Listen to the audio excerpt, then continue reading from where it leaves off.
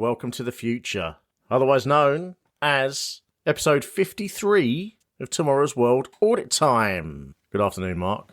Afternoon, Russ. 53. Yeah. That does sound mad. I know I joke every now and then, it's like, oh, they said it couldn't be done or whatever, but like, that is a lot, isn't it? That's a lot of... How many hours is that? Too many, obviously, but how many? I don't know, it's about 240 hours or something. It's between 2.5 hours. It's about 2.5 hours an episode, isn't it, roughly, average? So what's 2.5 times 53? 120, 130? Yeah, there you go.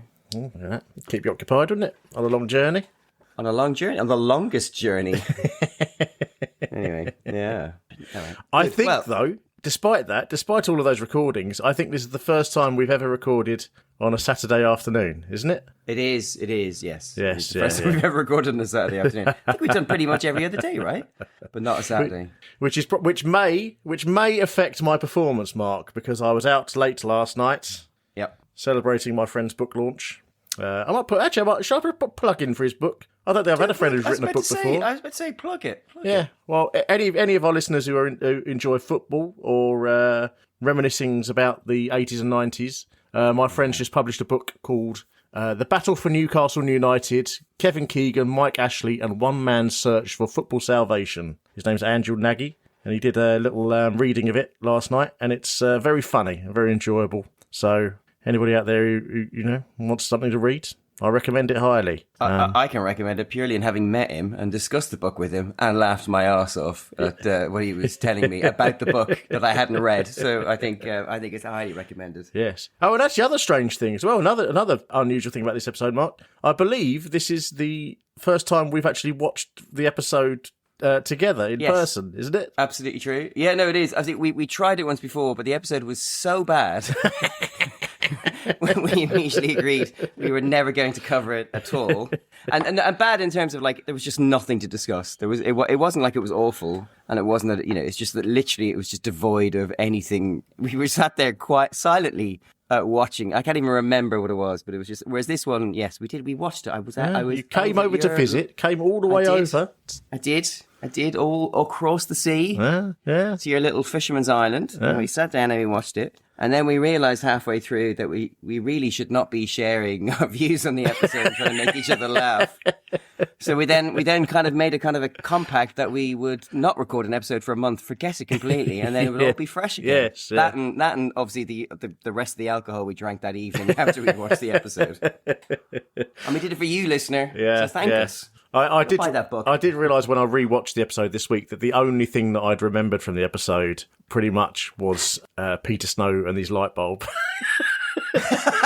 which we'll get to shortly. Very shortly. Yeah. Absolutely. Yeah. I think we chose this episode because we just wanted to see what the first episode after the Millennium was like, wasn't we? It was as simple as that, right? Yeah. There's one episode closer to the Millennium than this, but it was like a San Francisco special. And of course, this isn't a multiple of 5, so we can't do a special on it. So no specials. We realised that quickly. That and also like it was already pre-packaged. Like there was nothing, So we were sitting here waiting, hoping, anticipating, assuming that there'd be some kind of message of thanks at the beginning of the episode for all the heroes who defeated the Y2K Millennium. Exactly, yeah. And they weren't mentioned at all, Russ. No. Lest we forget, apparently. I thought that was the thing we were supposed to remind ourselves on special days like these, but no, forgotten. How did you celebrate the Millennium? You weren't at the same party that I was at, were you? No, I went to town. I was on the embankment watching the fireworks, and it was brilliant. It was really, really fantastic. I mean, because I don't know. I mean, obviously these days now it's only a segment kind of by Embankment Station, kind of opposite the Millennium Wheel, and the rest of it's all kind of shut off. But when I went that evening, obviously it was all along the river. It was the river of Flame or whatever it was called, which actually in the end could only really be seen if you were in a plane. But there were like 5 or 6 fireworks stations all along the Thames, all the way up to like Tower Bridge, as I remember it, and they all went off. So like you didn't just see the one in front of you, you could see it all kind of winding around London. It was fantastic. It was an amazing atmosphere. I think people were just passing round bottles of champagne and stuff like that. It was spectacular. I loved it. I really enjoyed it. And that was I mean, I think we met up that day because we were in the pub or something like that. But I also remember like the BBC's coverage started at like midday. Do you remember they had that with Peter Snow? Actually, I think was part of the coverage, and they were tracking Like the termination zone, is that what they call it? As it right, across the earth. I even remember, and I've not thought about this. I've not done any research. I vaguely remember like their host in a plane flying with the termination zone. Might have been Jeremy Clarkson. Oh, this sounds interesting. I might have to look this up. Yeah. It was good. But it was also, I think it was on that show. Like it was like the BBC had its own little logo, which is this kind of pebble with on it in BBC, and like it was this. As I say, it was a huge show stripped across the entire day. And I think it was on that show where the news broke that Yeltsin was stepping down as president of Russia to be replaced by his unknown prime minister, Vladimir Putin. Ooh, I wonder what happened to that guy. I know. It's funny what you remember, these little tidbits that, have no impact on anyone's lives. So that's the only reason we chose this episode. Nothing more than that, really. So, and also, weirdly, I mean, yeah, nothing in the episode that would ever suggest that we've just gone past. Do you think that, do you think it was just it was all very much all about the build-up, wasn't it, the Millennium? And then once it was out of the way, everyone went, oh, yeah, fine. Well, then you just hear the kind of the whining echo of all the pedants saying, well, actually, strictly speaking, the 21st century doesn't start until the next year. Yeah. And if I've just done an impression of you and you're listening, it's not about you. It's a made-up person. I know, exactly. I think, it was once we realised planes were not going to fall out of the sky and our computers were going to rise up and try and kill us, it was a bit like, that was just a fun, slightly bigger New Year's, right? Yeah. Yeah, well, no, it's quite a suitable episode for that, really, then, isn't it? It's kind of, it's kind of mediocre. A little bit mediocre, Russ, shall we? Yeah, let's have a look. Hello and welcome to the future and a revolution in sound. A sound beam that works like a spotlight. It focuses sound only on the people who want to hear it. Could it mean an end to noise pollution? Plus the four-wheel drive that thinks it's a tank. We test the future of off-road driving. And we meet Jay Ellison, who's placing all his hopes on a new treatment for multiple sclerosis.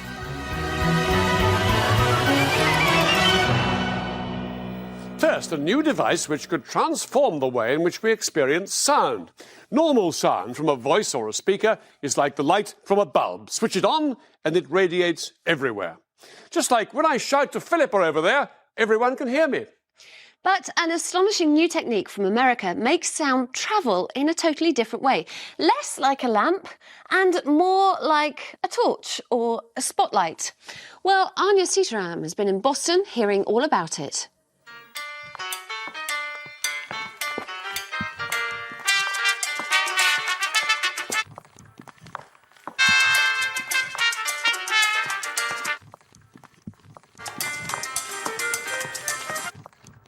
Pretty good, eh? Well, it's not that I can't find the beat, it's I can't hear it at all.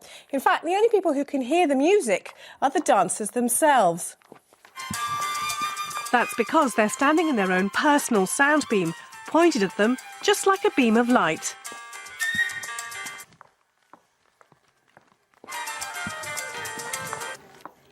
If I stand here, I can hardly hear the music, but if I go just here, it's really clear. Now, we're used to the idea that loud sound spreads uncontrollably, but for the first time, we're directing the exact location of the sound.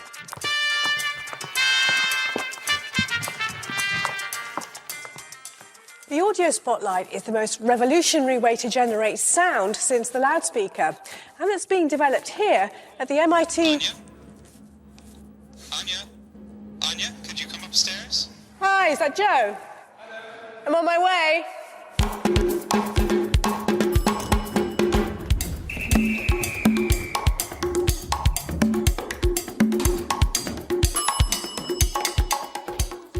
Hi, Joe. Hi. Apart from trying to startle me downstairs, what's the point of all of this? Well, the idea is that rather than filling a room with sound, you can put sound only where you want it. So how does this differ from the loudspeaker on my stereo system? Well, the loudspeaker on your stereo makes sound that spreads very quickly, filling a room with sound. This, in contrast, makes a very narrow beam of sound that you can shine like a light. Normal sound is rather like a light bulb flooding a room. What Joe has done is extraordinary, making sound that's more like a spotlight. He makes use of high-frequency ultrasound waves beyond our hearing, which travel in straight lines. The ultrasound transmits audible sound in a long, thin beam, which can project the sound up to 200 metres. Occasionally I'll whisper in someone's ear from several stories up. Or when we have meetings and functions down in our lobby, we have caterers walking around with dishes in their arms. So I'll make smashing glass sounds appear by their feet, and they look around like there's something dropped. To show just how directional it is, we're testing out the audio spotlight in this large space. Now, because you can't actually see a sound beam, we've attached a laser pointer to the audio spotlight. And as it moves across the wall, that's exactly where the sound beam is hitting. So in a minute now, I'm going to move it across the wall and past the camera, so you should be able to hear the music or Mozart really loudly at home. So wait for it.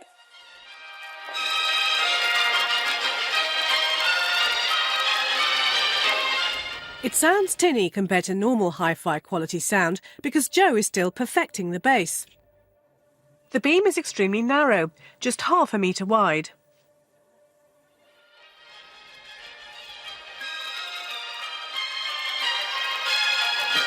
Joe first had the idea for the audio spotlight when he was just a student.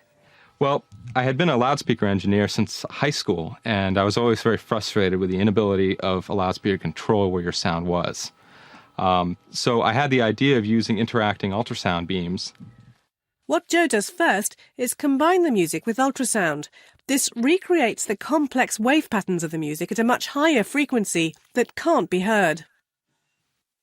He uses a specially designed speaker to send out this high-frequency ultrasound beam.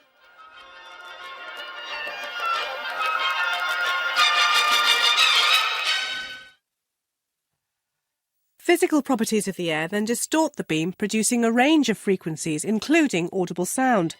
Because Joe knows exactly how much distortion the air causes, he can predict how to combine the music with the ultrasound to get the music out again.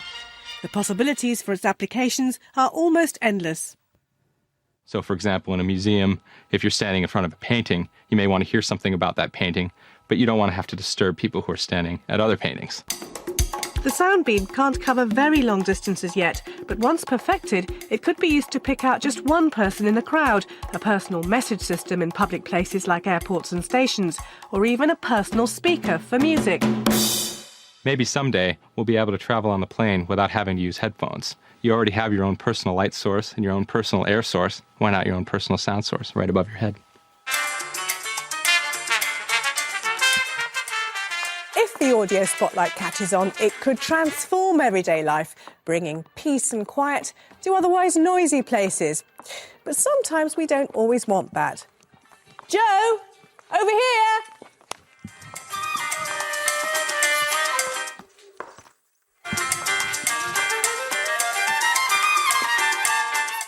Well, if you want to have your own private party, the audio spotlight could be beaming sound direct to you too in the next couple of years. And for a closer look at how it works, you should visit the Tomorrow's World website. The address is www.bbc.co.uk/TW. That address is also at the end of the show. Now, Mark, we're always very excited to see lasers turning up on this show. They're the basis of all good technology. What's interesting here is I think we do have a laser, but I think we have the closest thing that we'll ever see to a sound laser, don't we? So it's a bit of a shame they don't call it a saser. They call it a saser. I would have enjoyed that. Yeah. I would have enjoyed that. Yeah. Yeah. It's basically a sound laser, isn't it, Mark? It's sound that you can point at people. And use for either good or evil purposes, as Joe here, the inventor, shows us. I will say, for the benefit of the audio listeners rather than people who are watching on YouTube, Joe has what can only be described as the classic evil twin goatee beard. So my suspicion throughout this whole piece is that the real Joe has been kidnapped somewhere and needs to be freed because his evil twin has come out, and apparently he's only using his César for shits and giggles and winding people up. That's the only practical utility of the device that we actually hear about. Yeah. Well, the goatee beard to signify evil, is that because the devil has a goatee beard? Is that what it is? I don't know. Where I know it probably in popular culture it originates from that episode of Star Trek where Spock's got a goatee beard in the evil universe. Yeah. But that must have come from something in itself, mustn't it? I hadn't thought about that. I suppose the devil does always have that little pointy beard, doesn't he? Yeah. Or at least, when he kind of is in human form when he turns up at the contract or something like that. To sign. I hadn't thought about that actually, because I suppose I always think of it of the Star Trek thing, and my assumption with that has always been that was just a really cheap way of making Mr. Spock look slightly different but the same. Quick, put a beard on him. Yeah. No, not a full one. We haven't got time for that. Do you think the goatee's going to make a comeback like that? I mean, they're all the rage around this period, weren't they? The early 2000s. The goatee, in the 90s, yeah. The goatee was. Let's be honest. Obviously, this is the second episode of the year 2000. This is the 90s. We are in the heart of the 90s in this episode. Some of the clothes are amazing. Even Anya's kind of wonderful leather jacket that she's wearing, and her kind of light coloured jeans, so 90s. Yeah. And Joe is wearing this very, very deep, rich, bright red shirt that is again too big for him in the way that people did in the 90s. Oh, it's just spectacular. Like that idea that sometimes, you, especially when you're living in a time. So you're always aware of like how, in the 60s people look like this, and in the 70s people look like this, and in the 80s they look like this. And when you're in a time period, you think like, there's no way people in the future will ever be able to describe what people in the 90s look like. And you look like this and you go, oh my God, we're idiots. Look, what were we wearing? Yeah. And Joe thinks he's cool, doesn't he? I think Joe looks to me like someone who maybe does a bit of amateur magic. He's got that sort of amateur magician. Absolutely. And he uses it to try and impress girls. You know, that sort of thing. Yeah, absolutely. He does look. Oh my God, he gives up the funk of magician, doesn't he? Oh. Yeah, and he's got that prankster quality. He does. That whole idea that he projects the sound of smashing plates towards the catering staff. I find it intolerable. Yeah. Well, leave them alone. They're just working. Yeah, they're just and surely.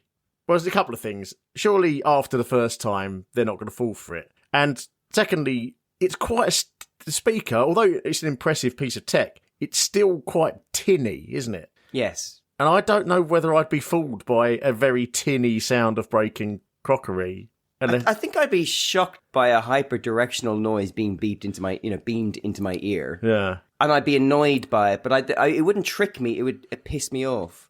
So after the first time, you might be... After the second time, you're complaining, and they say, well, we don't know who it is. And then you just point off 100 metres away at the giggling little prank beast. You go like, he's hidden. Look at him. Giggling little prank beast. I don't know. Just what came into my head. I suppose it's not as evil as if he was like trying to make people think they were going mad. If he just started like true whispering, like, kill him, or sending out the brown note or something like that. Yeah. It's not like it's not violent, but it is. Well, it's like, I suppose the thing that really annoyed me about the whole caterer thing is like, they're just working there. Like, that's their job. Leave them alone. Like, do it to your colleagues. But you wouldn't, though. He wouldn't be brave enough to do it to his colleagues. What a life and soul of the children's party, isn't he? Yeah. Well, I mean, kids love a magician, don't they? But, so it's good. Anya, it's quite a long, it's unnecessarily long, this segment. This is way too long, yeah. You could get the gist of it in probably half the time. The first bit, Anya's in a ballroom, and there's some. Is that salsa music? I don't know. Yeah. Salsa-esque. There's a couple, a bloke in a lovely shiny white shirt. They're doing some salsa dancing, and Anya says, "Oh, she can't hear it. She's sitting there drinking a espresso martini with 3 glacé cherries in it." Like all sophisticated in that town, yeah. I don't know if espresso martinis even existed back then, but it looks like it is one. It does look like an espresso martini. Yeah, and the whole idea is that you can point the sound at these people dancing, and they can hear it, and nobody else in the room can hear it. Then Anya goes to MIT. Presumably that ballroom's in MIT. I doubt they've exported in and around Boston somewhere. I assume. Yeah. He's wearing the same shirt, right? So they haven't gone far. And then Joe calls to Anya down some stairs. What I noticed on that watching then is that when he talks to her through the machine when she's on the stairs, it sounded exactly like Rob Brydon's Man in a Box. Yes, it does. Yes. So then he goes, "Oh, come upstairs," and then there's a completely unnecessary segment where we see Anya operating a lift, getting in a lift, and then going up to see him. I don't know why that's included, just to fill time, I think. And then he explains it while on a balcony. And then we go to his office, He's got a great inventor's office, I think. Absolutely full of stuff. Yeah. Loads of equipment and everything. Appears to be something made of Lego behind him. I don't know what Looks that was. like Lego, doesn't it? Back when this is before Lego was cool again, so that was quite a statement. Yeah, he's got an oscilloscope on the shelf, which is constantly showing you what his voice looks like. So true sound engineer. Yeah, he chats about it. Yeah, and then Anya demonstrates it, and job done. Really. I mean, yeah, it's all right. It's all right piece, isn't it? I mean, it's fine. Yeah. No, I was reflecting. Sorry, that I didn't mean to sound quite as negative as I did there. It was more that I was reflecting, and I think that wasn't the last episode we did where like there were 10, 11 different segments. Like it was 27 and a half minutes long, but like it felt like there was so much packed in. Yeah. And actually, one of my ongoing complaints with this particular area, this the gantry era of the Snow Forrester years, is that everything feels like it's being dragged out to fill time. Yeah. And this, which is a problem we'll have in other segments later on, is just like that they add in unnecessary bits because you really feel like everything is going short and they need to stretch it. Yeah. And it starts with this because, like, in general, I think it's really good demonstration. Like even watching it, I'm not quite sure of the utility of the invention itself. You might have come up with something because even the examples they give. Like, is the one is like, in the museum, you could have a beam of sound pointing in front of a painting. You'd walk into it and you'd hear a description. What a great idea. But you know what's better is giving somebody a little personal audio thing that they can press play on when they hear, as opposed to coming halfway through somebody's monologue about the painting. Yeah. There's all these things we get like, I can, and even he's saying like, the idea that on a plane you could have the speaker above you pointing down and you'd be watching your movie and no one else could hear it. Do you know what's slightly better than that? Headphones and earphones that you can plug in. Do you know what I mean? Like it's like every time they come up with a utility perfectly reasonable, it's like, or you could just give somebody headphones, which you and I are both wearing headphones and earphones at the moment. I've noticed, I'm looking around my monitor and my computer. Sadly, I don't see a directional speaker blasting only me and no one else. So I kind of feel like these headphones and earphones may well have kind of superseded quite a lot of his. Now, but weirdly, the other thing I was thinking is like, I bet you there's some kind of military utility for this, though. Well, maybe there was that whole thing, wasn't there, in Cuba, wasn't there? Yeah. There was that so-called sonic weapon. Maybe that was Joe. Well, exactly. Joe been recruited by, CIA or whatever. KGB. No, the Cuban military or whatever. Yeah, KGB. Yeah. So it's like I remember thinking, this is really interesting. That idea, that kind of, and it's well demonstrated, but it goes on for so bloody long. And at the end of it, I love Anya's. The possibilities for this application are almost endless, says Anya. And I really like. That's one of the few times in the show where they said that, where I've gone like, no, come on, it's not endless. There's absolutely an end to the possibilities of this application, and it's not that far. Like it's within touching distance. Like you can almost reach out and grab the end of the possibilities. It's not like it's just like no. So I'm fascinated to hear how Joe perfected it. And yeah. Well, one thing I was going to say, but the good thing about these segments being long is we're already a third of the way through the episode. I know. I know, it's great, right? Because I've got stuff to do. I'm sure you do too. Let's start with old Joe here. Old Joker, Joe the Joker.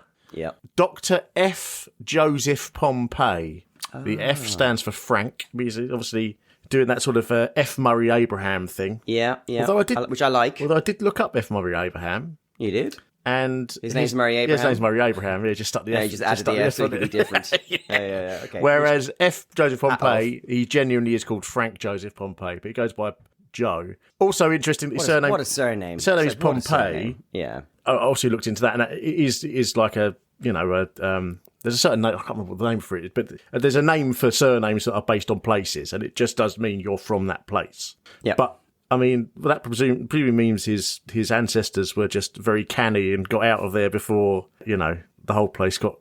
As you said, like the pyroclastic, they just ran ahead of the pyroclastic flow, right? Yeah. So there can't be many Pompeys around, I wouldn't have thought. Or maybe they just had really good hearing and they could hear the volcano going off. Oh, that's true. Earlier than everyone else. Like how dogs can hear earthquakes or whatever. Yeah, so he started working for Bose. You know Bose, the famous... I'm aware of Bose. At the age of 16. So very much an acoustics genius. So this project, this sound beaming thing, he went to MIT and did a PhD in acoustics, and this is where he developed this thing. Everyone was quite interested in it, so he started his own company called Holosonics, and he just started it with $2,000, and the company is still going today. I put a picture of what he looks like these days at the bottom of the dock there. You see he's got rid of his goatee. Oh, Oh, yeah. No, No. That's the real Joe. We were just discussing this. Oh, yeah. He's still got a red shirt on, though, I noticed. Oh, he does? Yeah. Oh, bless. He looks quite... He looks... Do you know what? I liked him. I did, except for the whole bullying the working class. I liked him. He seems quite sweet there. Yeah, so it's actually seems like a very successful company. He still owns it, fronts it, and runs it and everything. I think it was described quite well in the piece, but the whole idea... What's interesting is that like other people had tried to do directional acoustics, and the way they were trying to do it was they were trying to use ultrasound to carry normal sound. But Joe's innovation was the fact that the ultrasound isn't carrying the sound, it is causing the sound. So the ultrasound beam that his speaker creates is actually acting as a big long speaker itself. Yeah. It's turning the air into a speaker, which nobody else had thought of. And the reason we was able to do this is that he found there was an old British scientist called Dr. Orhan Burktay, who in the 1960s was working on how ultrasound worked underwater. And he did loads of experiments. He came up with these formulae of how ultrasound is distorted by water. And Joe got all of these formulae and changed them so that he could work out how ultrasound is distorted by air. Mm-hmm. And once he got those very complicated formulas down, he was able to work out exactly how different types of ultrasound would distort in the air. And once he knew that, he could work backwards. So once he knew what distortions came from what ultrasound, he could work out what sounds he wanted to make and what ultrasound to send out that would cause the sounds to appear in the air. See what I mean? I do, yeah. I'm convinced of how smart he is to have worked this out. So it was all his thing, and everyone thought he was a loony until he actually proved that it would work. But so it has been employed in lots of different places. A lot of museums, galleries, and libraries use it. It's in the Smithsonian. It's in the UN headquarters. It's even in Exeter Library, Mark. Okay. Yeah, excitingly. But the one that I thought was good, the usage they've used for it, is GE Credit Union use it in their ATMs. So you know how ATMs sometimes speak to you? Yes.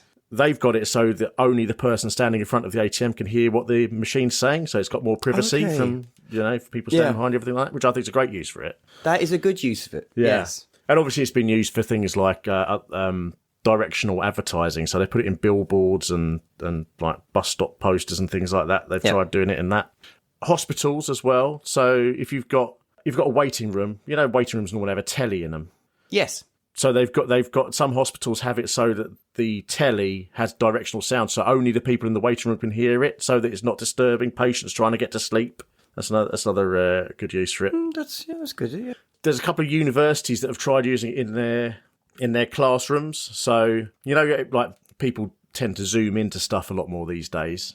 So they'll have like tables in the classroom where there's different groups of students doing different things, but they can all have their own screen with somebody zooming in, and only the people on those tables can hear their particular screen and their particular person they're talking to on the Zoom. So so it's got loads of, that's cool. People have thought of good uses for it. Good. And because the speakers are flat, you can print anything you like on them. So you could have works of art that actually spoke to you as well if you wanted to. Yeah. But I did see this New York Times article from May 2001, and it's just a little insight into Mr. Pompey, and this is definitely goatee Pompey. Okay, yeah. It says, Mr. Pompey gets letters and email messages from around the world from people convinced that his audio spotlight is being used on them as a mind control device. Absolutely not, he said, laughing. But Mr. Pompey is too fun-loving not to play a few mind tricks of his own. Among his favourites is to stand on the balcony near his 4th floor office and emit sounds of breaking glass towards caterers below. He really loves that. He absolutely loves posting about it, doesn't he? The confused caterers nearly always stop to look at the floor. Eventually they look up or they hear us laughing, he said. Now the caterers are used to it. Do you think he directs the laughter down the directional microphone as well? Yeah, I suppose it's a bit like, eventually after you become addicted to drugs, don't they? You have to take more of them to get that high again. So he has to direct the laugh to make sure they know that he's offending them. And then this is the slightly more chilling bit. People have written to Mr. Pompey asking for devices to shield them from the audio spotlight's insidious mind control uses. He has toyed with the idea of selling audio spotlight earplugs on his webpage to meet the demand. Of course, since the audible sounds generated by his device are normal sound waves, the product would simply be ordinary earplugs adorned with his logo. But if it gives people peace of mind, he says it might be worth it. So he is considering ripping off mad people. Drifting. I don't know. Weirdly, I find that's like the most admirable thing he's done. I quite admire his unabashedness. It kind of falls like, well, I mean, if people are asking for them, who am I to say no? He's going for the schizophrenic pound. That rich vein of money. The schizo pound everyone chases. Yeah. Wow. So yeah, great success story. Joe's still enjoying himself. He's got a successful business. Yeah, all good. Yeah. Yeah, I just hope he's less of a prick.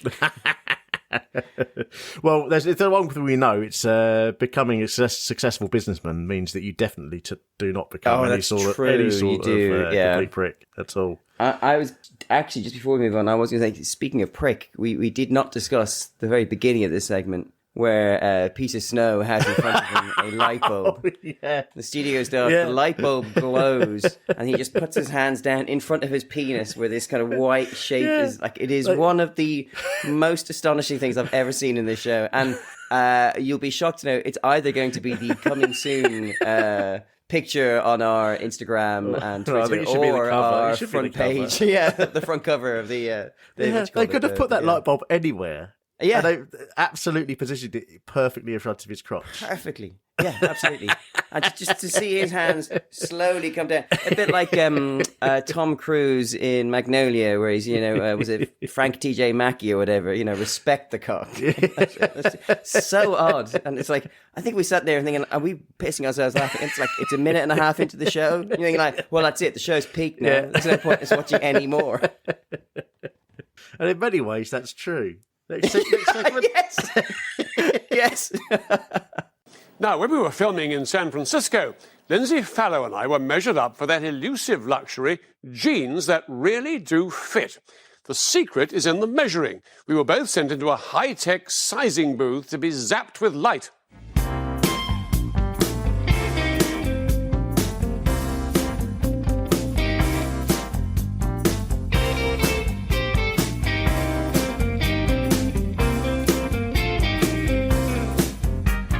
Right there, we collected 50,000 data points from your body, and we have your measurements down to the 10th of an inch, which hopefully give you a very good, solid fit for the pair of jeans that you want to buy.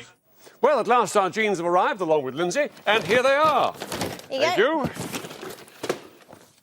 And that can't be right. That can't be right. Swap. There we go. Well, you've got a screen here, Lindsey. Let's zip behind it and try them on. Now, Mark, it just occurred to me, do you think this is Peter Snow's raunchiest episode? Because we go immediately from the light bulb crotch situation revelation to a close up of him unbuckling his belt. And getting naked, which is so unnecessary. You see a little bit of his chest hair of the shirt. There's a moment where he like, the only thing you can read into this montage of shots from a previous episode, last week's episode, in fact, is like he is clearly naked. He is flying free, and then there's just this moment where like there's the smuggest little grin just appears in his face. Oh, it's awful. Oh, so unnecessary. You'll be shocked to know, Russ, that picture will either be the coming soon.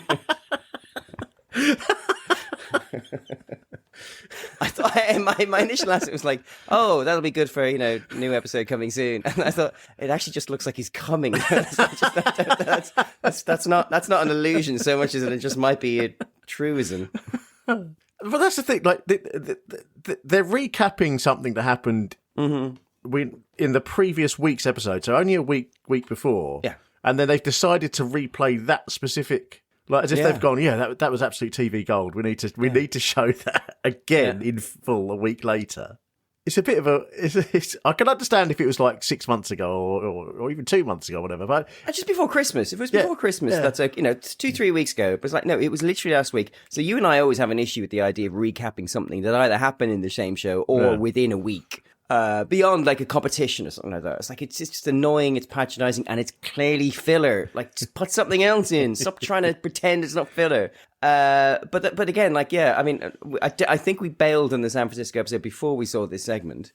And so again, the idea that they had all that segment to pull clips from, and these are the bits they showed, is really interesting. It's an interesting, powerful choice they've made. Yeah. Well, that just made me think, because they go behind one of those, what would you call that? A dressing blind? What's that thing called? There is a word for it. I can't remember. That's the thing. I couldn't remember them. But yeah, like it's one of those kind of trifold things that you know. People get dressed behind in a dressing area to get dressed behind. But it has triggered something in my mind. I'm going to change into something a little bit more comfortable. Then slowly the things get tossed over the edge. So they're it has triggered something in my mind. There was a short-lived fashion for those. There was a bit of a resurgence for those back then, wasn't there? At one point, I felt like, was there an episode of Changing Rooms where there wasn't one of those being brought into a house? What are they called? Isn't that annoying? Yeah, what is that called? How can we both can't? I'm not looking it up. Oh, I've got to look at it. Otherwise, it'll annoy me for the whole thing. Yeah. What should I put? Foldable thing for getting changed behind. Yeah. I'm sure Google AI will tell me. There's people screaming at us now. Hang on. Folding screen. Oh, dressing screen? Changing screen. Dressing screen, changing screen. Yeah. Changing divider. Yeah, all right. Let's go with those. Like a dressing screen or a dressing divider, whatever. Yeah, but anyway, people know what we're talking about. Yeah. They're not idiots. Yeah. Obviously they get their... It's a futuristic one though, this show. Yeah, of course. Yeah, shiny. They get their jeans, one of which is definitely not a pair of jeans. It's clearly a pair of chino trousers, chino slacks, whatever you would call them. And they go behind the changing screen. Oh, hang on, we're missing the hilarious joke, of course. Peter pulls out a tiny pair, and Lindsey pulls out a giant pair, and they go, oh, how Joe laughed. Do you think they are actually getting changed behind that screen? No, I think that would be. I don't know much about Peter and Lindsey's friendship, but it seems like there are safeguarding issues. Yeah, it does look like he's going behind the screen with a young boy. I just think that's I have a lot of time for Lindsey. I think she's very sweet, but I can't imagine that they are changing in front of each other. No. Let me phrase that. I don't want to imagine that they're changing in front of them. No, but I mean. It's an exciting thing to look forward to for later in the show, though, isn't it? Because we do not see the denouement until later. No, we are denied. So until then, we need to get on to the next segment, I guess. Yes, well, I'll let them get on with it. Now to another essential fashion item. It seems that owning a four-wheel drive car is now as much about trendiness as practicality. But there are still a breed of go-anywhere off-roaders who know what a four-wheel drive is really for. Well, the latest Japanese development will have them buzzing with adrenaline. There is quite an irony in Japan. It's got one of the most comprehensive networks of urban expressways. Its cities sprawl for miles, yet it's one of the biggest manufacturers of off-road vehicles. Why, they pretty much kick-started the recent obsession with 4x4s. But actually finding anywhere to drive off-road here can be a real problem. This is one of the most densely populated countries on the planet, so every scrap of space is being used. And even if you can find a hill, it's normally so steep that even a motorised version of Chris Bonington couldn't get up it. Of course, for the majority of four-wheel drive owners, that's just fine. The most rugged ground they're likely to experience is in the supermarket car park. Theirs are no more than glorified shopping trolleys. But for your intrepid off-roaders who want to get the feel of real dirt under their wheels, they need to come to a place like this. A dedicated off-road playground, Mobility Park, a little over 2 hours' drive from downtown Tokyo.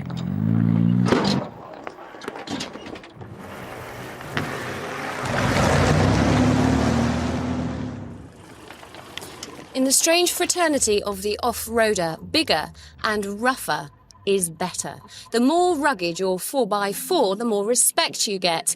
And respect is everything in the world of the off-road. So I've come here to give the most rugged four-wheel drive a test drive. So let's do it. Let's off-road.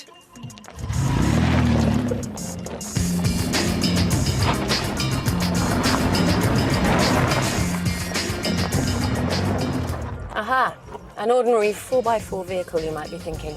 And on the surface of it, you'd be right. It has an engine, 4 wheels, and a steering wheel. However, the manufacturers call this a special purpose vehicle. And it has the ability to put all those other weekenders well and truly into the shade. Because in the true tradition of Japanese toys, this can transform into the ultimate off-road vehicle. It takes place not unfortunately by the flick of a switch, but by making a quick pit stop. The key to the transformation is the wheels.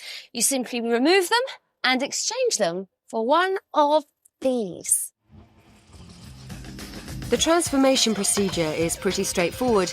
Nothing needs to be done to the body itself. The wheels are removed and the crawlers, each weighing a little under 150 kilograms, are attached directly onto the hub nuts. A quick tighten and your high-gloss 4x4 has been turned into something far more formidable. It's not quite a monster truck, more of a hybrid. It's kind of half car, half tank, a genetically modified 4x4. Still, what better combination for putting everybody else's toys to shame?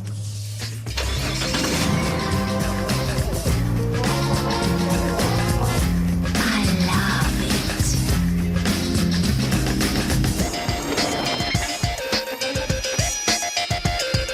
Oh, and I've been told it's not land, it's terrain.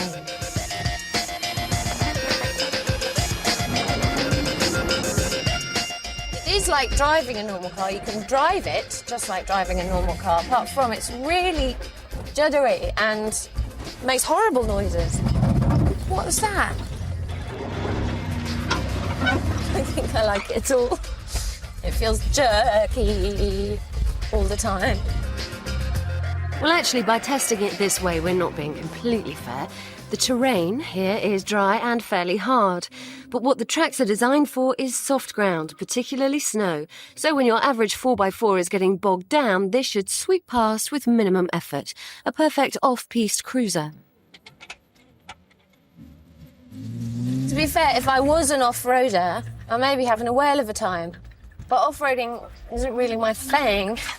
Kind of just prefer an open-top sports car and some country lanes.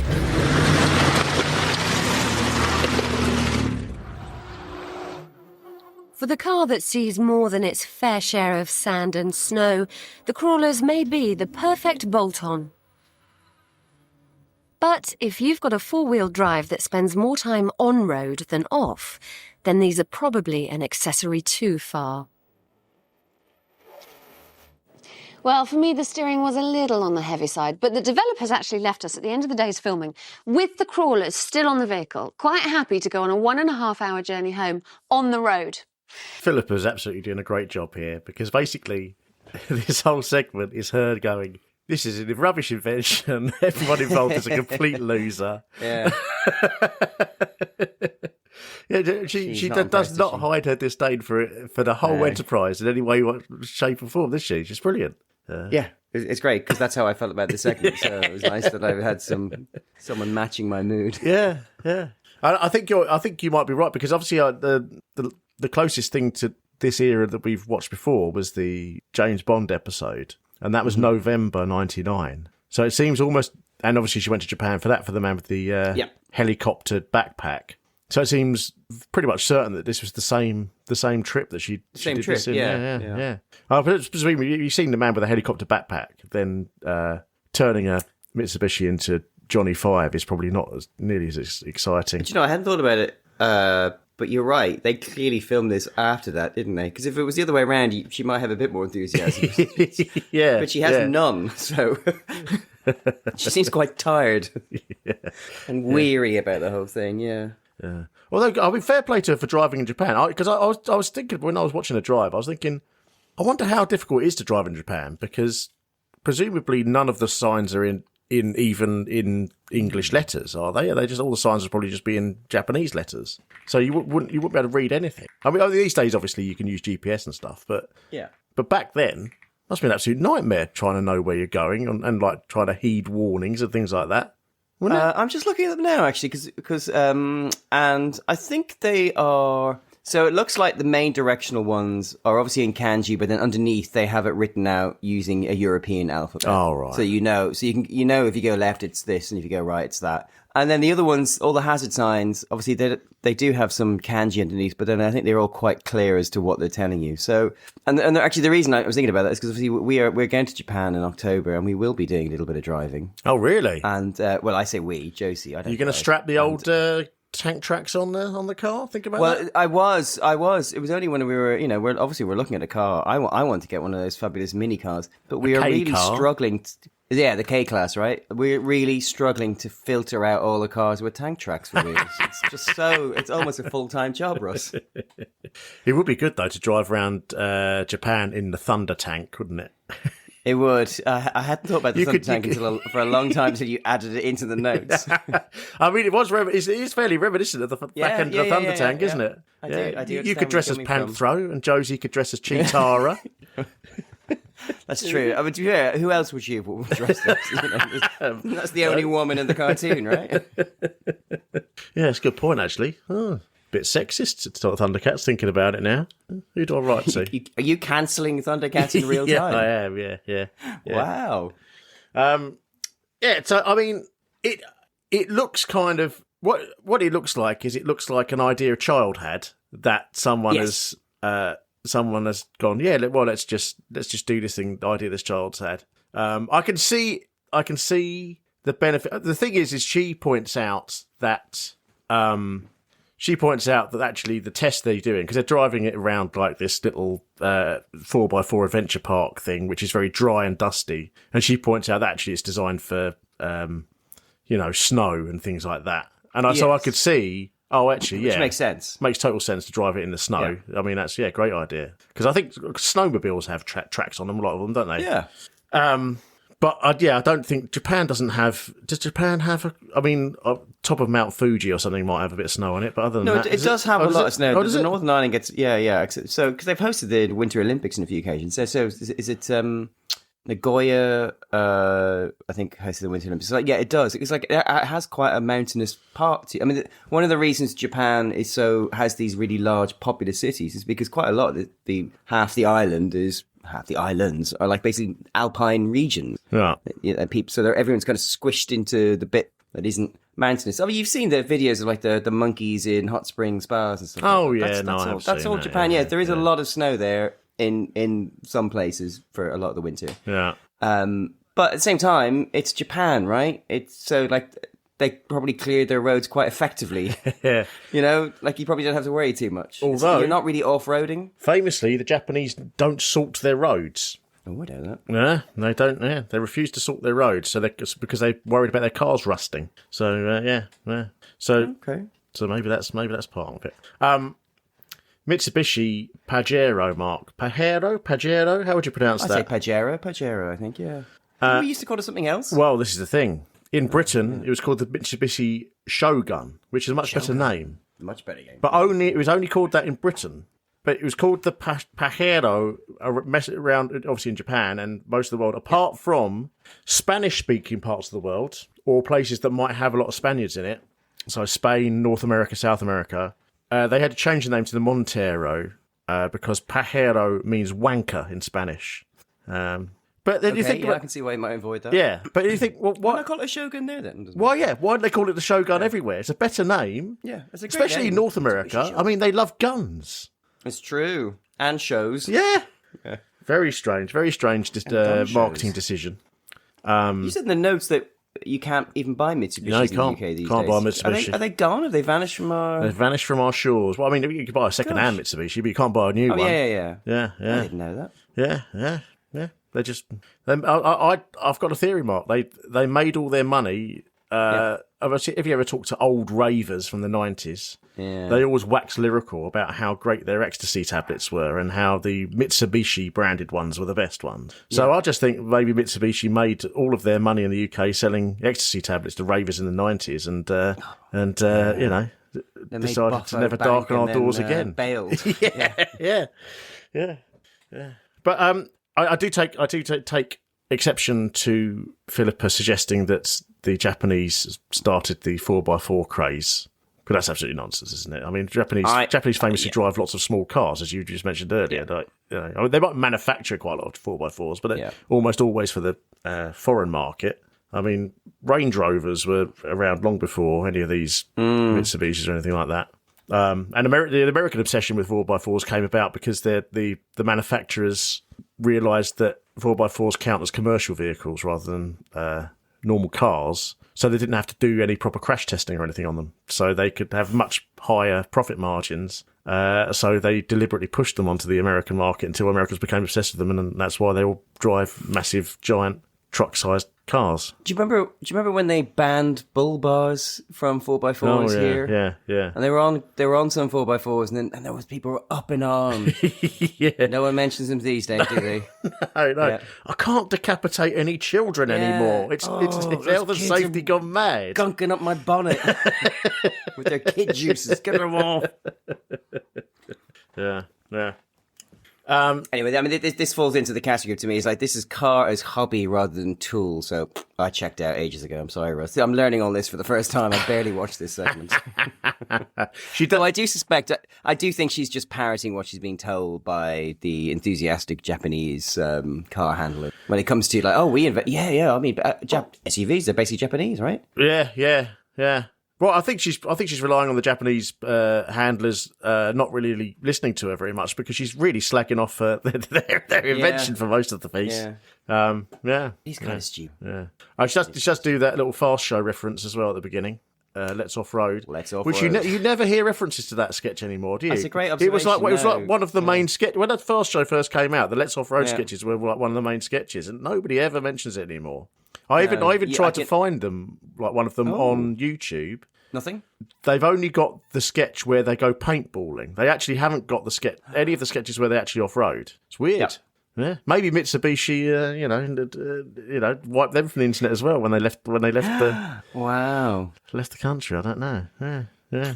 And of course, all the music running through the whole thing is the most sort of late 90s. Early 2000s music you can imagine is Bentley Rhythm Ace. Absolutely. Bentley's going to sort you out. Which didn't even need to look that up. Didn't need to Shazam. It's written into the marrow that runs through my bones, Russ. Just because that's how 90s it is. They used that on everything back then. It was all over the place. Yeah. It was either that or it was like a song by the Avalanche. It was just one of the two being played all the time, right? I did look up Bentley Rhythm Ace, or BRA, as they short themselves. Hilariously shorter too. That song only went to number 17 in the chart. Apparently, I would have thought it would have gone higher than that. I suspect they made all their money from adverts and use on TV shows, right? Yeah. I watched the video, and the video involves a lot of things going back. They're doing stunts backwards in the video. Oh yeah. So they do backwards parachuting, everything like that. Yeah. And towards the end of the video, they explode a car backwards. Yes, I remember that. And the car is a gold Mark V Ford Cortina, Mark, which looks exactly like the one I drove at high speed into an oak tree. That you blew up. Yeah. They managed to destroy their car even more than I managed to destroy my car. Which is, and you really put a lot of effort into it. Yeah. That is some going. Yeah. I mean, from you, that's quite a compliment. And weirdly, the drummer in Bentley Rhythm Ace, their live drummer when they did live shows, was a man called Fuzz Townsend, who is now the mechanic on the TV show Car SOS. Oh. So he must have been livid when they blew that car up. Or maybe they just came in and put it all back together again. I don't know. I suspect he put it all back. That's probably where he fell in love with car mechanics, right? Yeah. But what I was going to show you, I now remember, is that I found out that song samples another song from the 70s called the song's called "Bodybuilding" by the Werner Muller Orchestra. I'm going to play a little bit of it to you, and you might realise that Bentley Rhythm Ace didn't so much sample it as they just copied it. Is that what you're going to say, Russ? Okay. Yeah, well, there's certain similarities anyway. Okay. I mean, look, these things happen in art.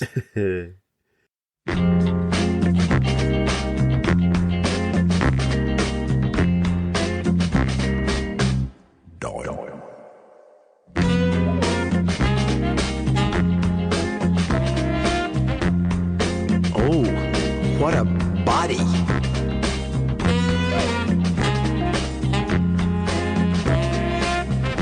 Oh, what a man.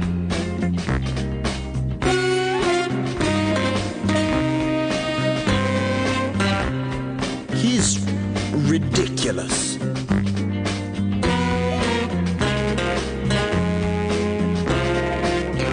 He's wonderful.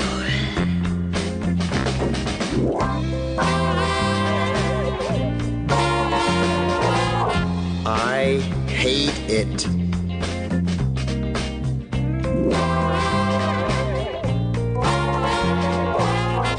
I love it. Wow. Yeah, so That's amazing.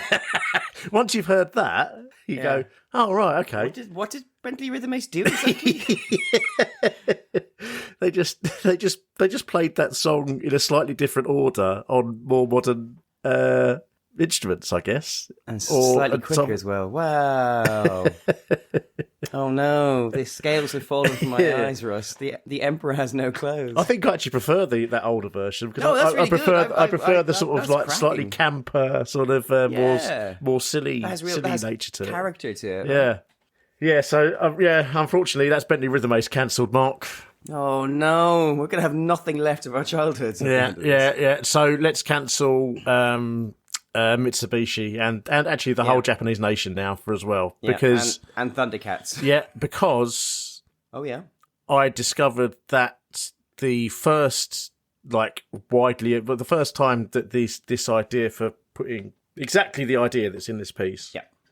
There's a company started in America in 1994, Mark, called Mattrax, which still exists and is the world's leading provider of tracks that replace the wheels on vehicles. So you could go on their website, you could buy them now. And amazingly, it was started by a man called Glenn Brazier, who was inspired to start the company based on a drawing that his 11-year-old son did. Oh my God! Stop. Yeah.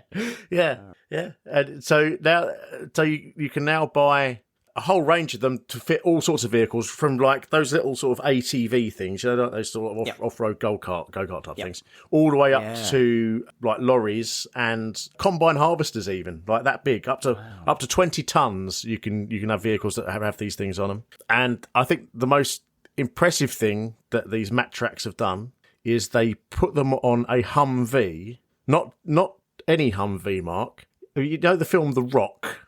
Yes. You know at the beginning when Sean Connery tries to escape and he steals a Humvee, and there's like a chase between him and a Humvee, and I think Nicolas Cage is in a Ferrari, yellow Ferrari, something like that, and they're chasing through the streets of San Francisco. That Humvee, the exact Humvee from The Rock, they fitted these Mattrax to it, and they drove across the Northwest Passage. So the first road vehicle to ever cross the Northwest Passage. In 2009, they did it. Documentary that followed that on like ITV or Channel 4 or something. Yeah, the whole idea was they wanted to. It was done by somebody who was like interested in working out what it would be like to drive around other planets. It was a sealed vehicle. So it was like a sealed environment inside the Humvee, and they drove it across the ice, and they took readings, and they like worked out what it'd be like to drive on other planets. Yeah. So yeah, Mattrax got there first. They've done it much more impressively.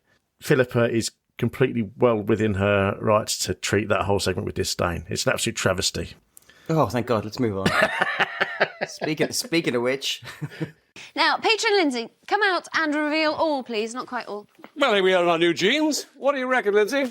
Well, they definitely fit, but they're not the colour or the style that I ordered, and I don't think I'll ever wear them out.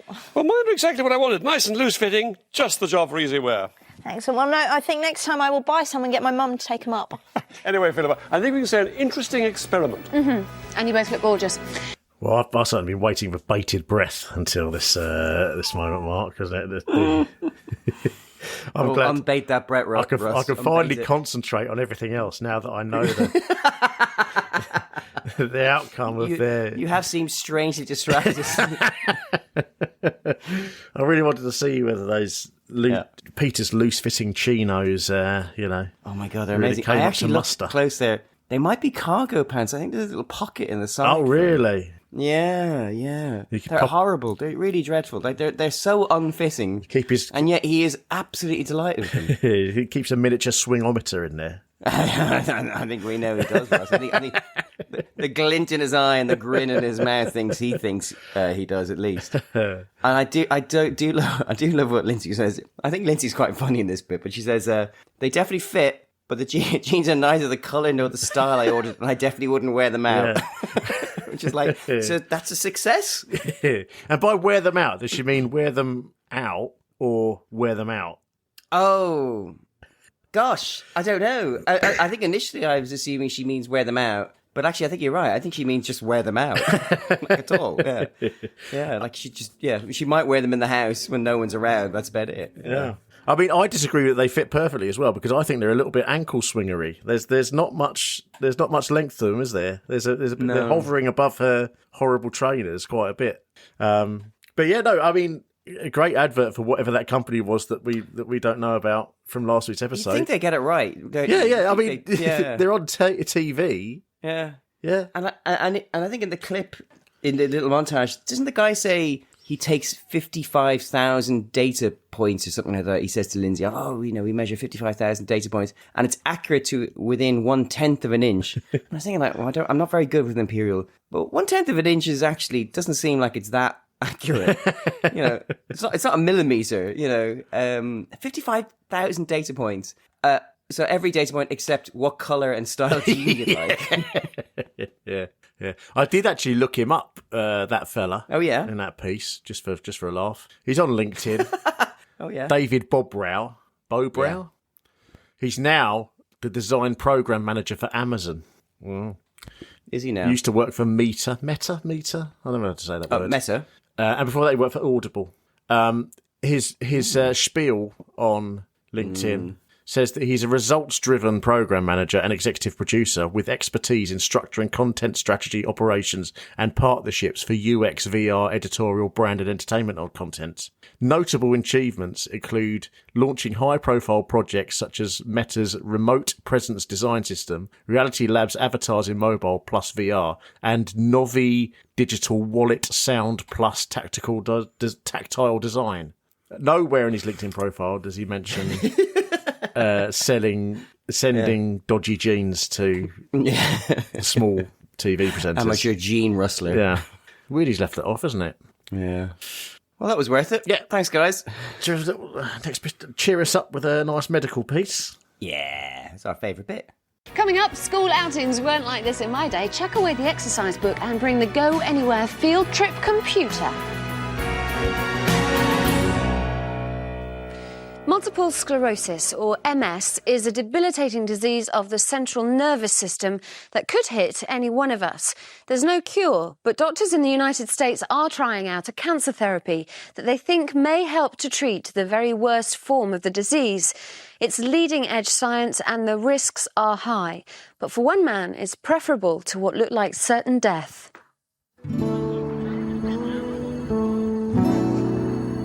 Jay Ellison lives on the west coast of the United States. Hello, Jay. Oh. Peter Snow. Hey, Peter. Glad to meet you. This is a wonderful place. A year ago, he was perfectly healthy, running his own house painting business. He had no idea that a terrible illness was about to strike. I got shocks down both my legs that were like an electrical shock, and I felt like if I moved again, I would be paralyzed. It was just so scary. That evening, I had a grand mal seizure, which scared the daylights out of my whole family. Jay's grand mal seizure was a fit caused by his brain being starved of oxygen. Jay was rushed to hospital for 3 days of intensive tests. They found lesions in my brain and nerve damage down my spine in various areas. And the whole team of doctors came in and told me what I had, very quietly, very somber, and explained to me what primary progressive MS was. This is the worst form of multiple sclerosis that affects only a small number of people. Until now, there's been no effective treatment, and sufferers face a steady decline.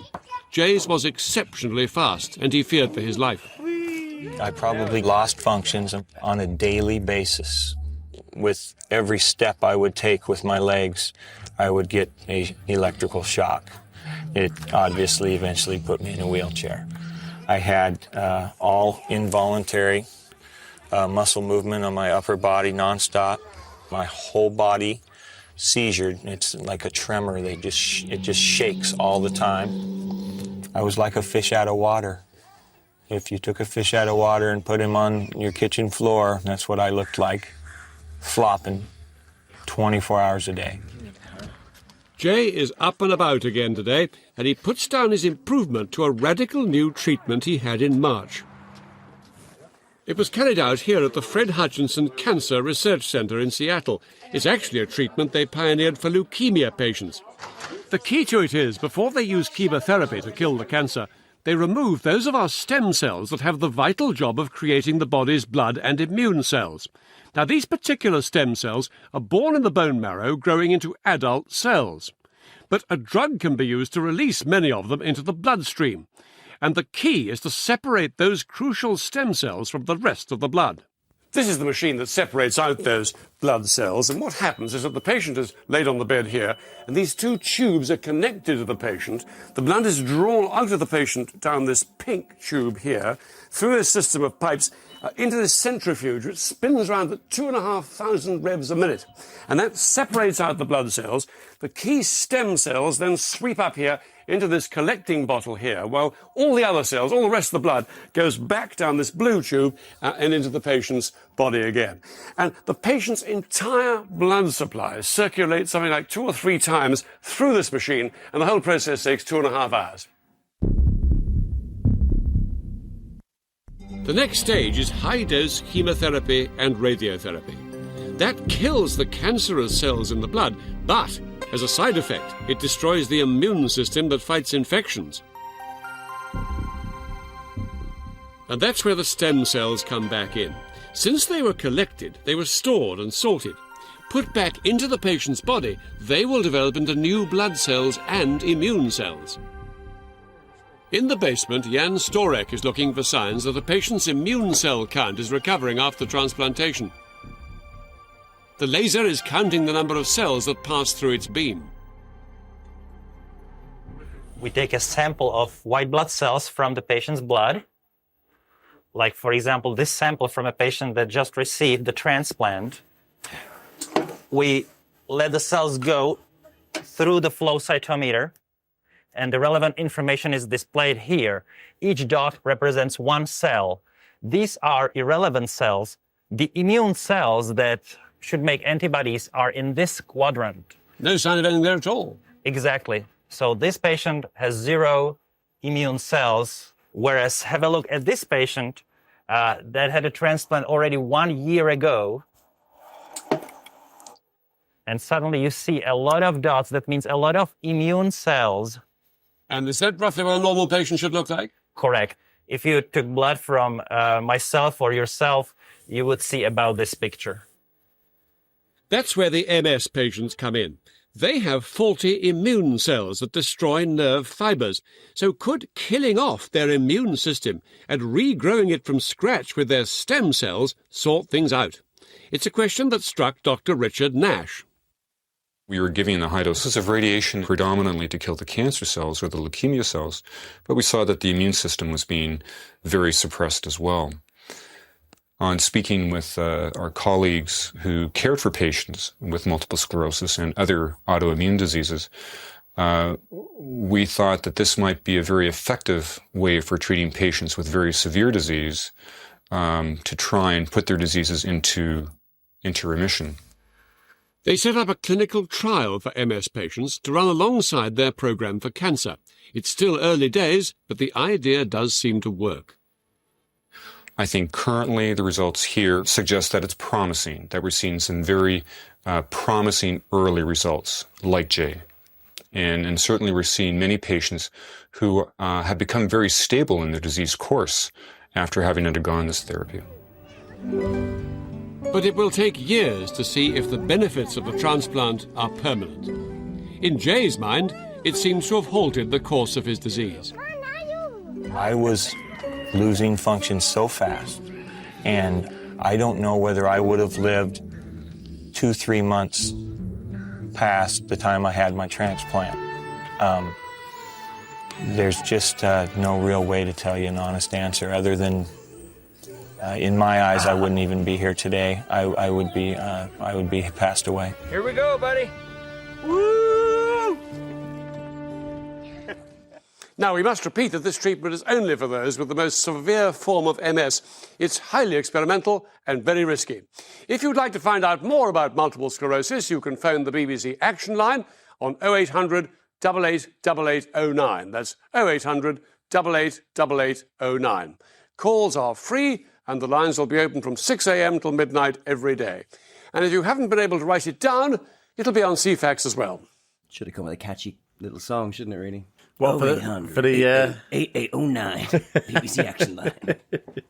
Yeah. Oh, I zoned out for a bit there. Of course. The 10-minute long medical segment. Because I was going to say, it's like you and I are on record as saying that these are our least enjoyable. Does that make? I was pondering. Does that make us cold, heartless husks of men that we? Well, I mean, it's with no sympathy. It's certainly a phrase I use in my real life to describe myself weakly. So possibly. But actually, what I was going to say is because I think you're broadly on you probably are broadly on the same page as me. It's like I do not like health segments. I find that they tend to be the most patronising segments. They all follow the same style. I will say this though: Jay Ellison is one of the nicest and most sympathetic people we've had on Tomorrow's World. Despite looking exactly how I imagine Confederate soldiers looked like in the Civil War. When you said that, I was like, yeah, that's about. I immediately kind of imagined him in kind of a sepia-toned picture on one of those PBS documentaries when he rides home from the front. Yeah, he really does. I don't know what it is about. It's like the moustache and just everything about him. Yeah.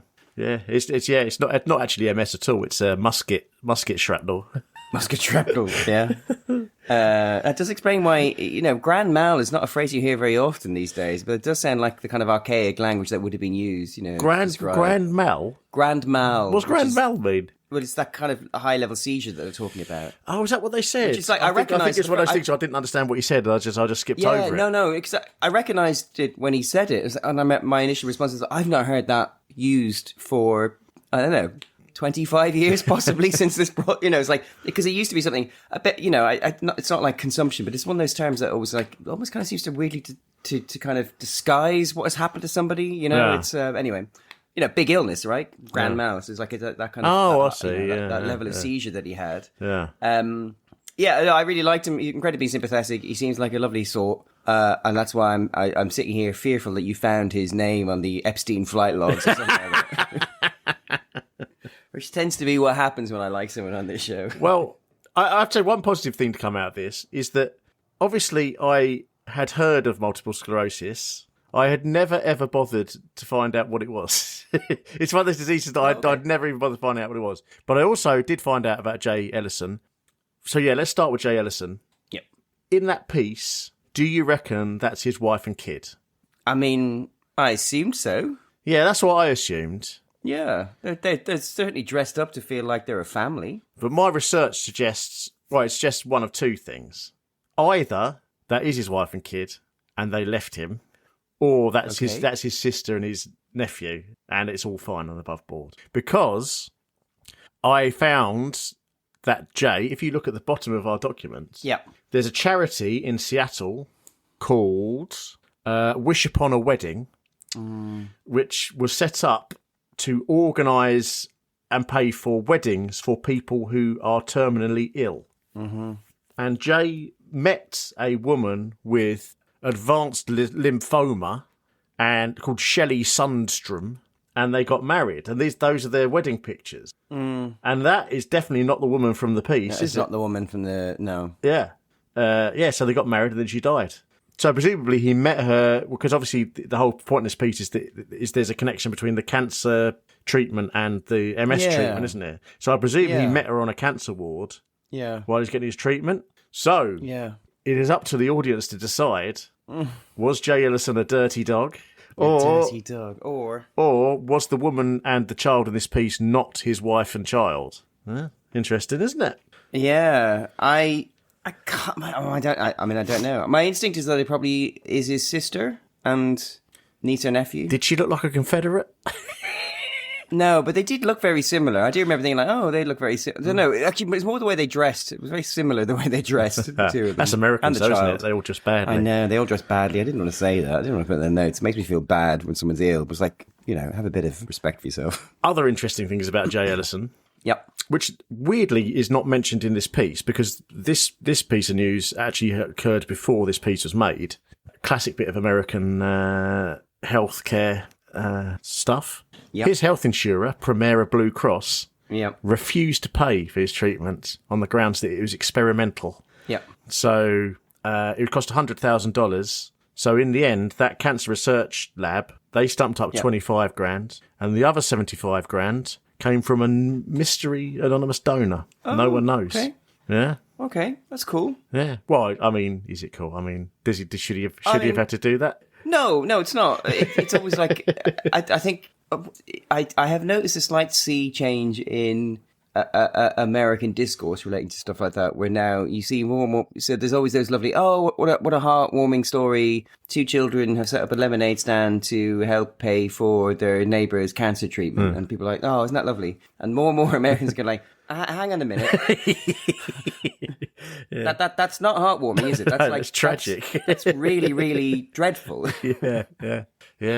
Even the Washington State Insurance Commissioner, she tried to intervene. She tried to get the insurance company to pay, and they still said no. She said it's the most dramatic injustice of her career. But I think it clearly seems to have had some kind of impact. Like the state he describes, and just us seeing him. He even gets on a slide and slides down it. Like, it's, assuming he's not lying, and one assumes he isn't because of all the money that's been spent on him. Like, it does seem like it had a remarkable impact on him. But, whether that then pivots into, MS is cured. So, but this Mark, this final piece of Jay Ellison info is easily my favourite fact of the episode. So he's from a place in Washington State. He's from a town called Kent. Right? Okay, which is good, isn't it, Mark? Yeah. Already it's solid. But when that place was originally founded, it was called Titusville after the man who founded it. They changed the name to Kent in 1889 because, Mark, they started growing hops. So they decided to name it after Kent. And the reason why they started growing hops, Mark, is because worldwide hop prices had gone absolutely through the roof at that period. During the 1870s and 1880s, worldwide hop prices went through the roof. And have a guess why worldwide hop prices went through the roof, Mark, in that particular period. 1880. The period doesn't really matter, but think back to previous episodes, or maybe the previous episode.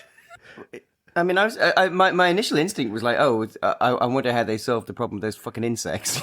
was it blight? Was everything all those insects attacking Europe was attacked. Like that, the European hop crops were attacked by aphids so badly that it drove hop prices up because there was a shortage of hops. Oh, it would have been miserable to live through that. It all ties together, Mark. It's all one giant thing. I suppose it is my hope that at the end of this journey, Russell, that we will be able to tie this together in one gigantic meta-narrative that explains everything. Yeah, all human history can be explained. Yeah.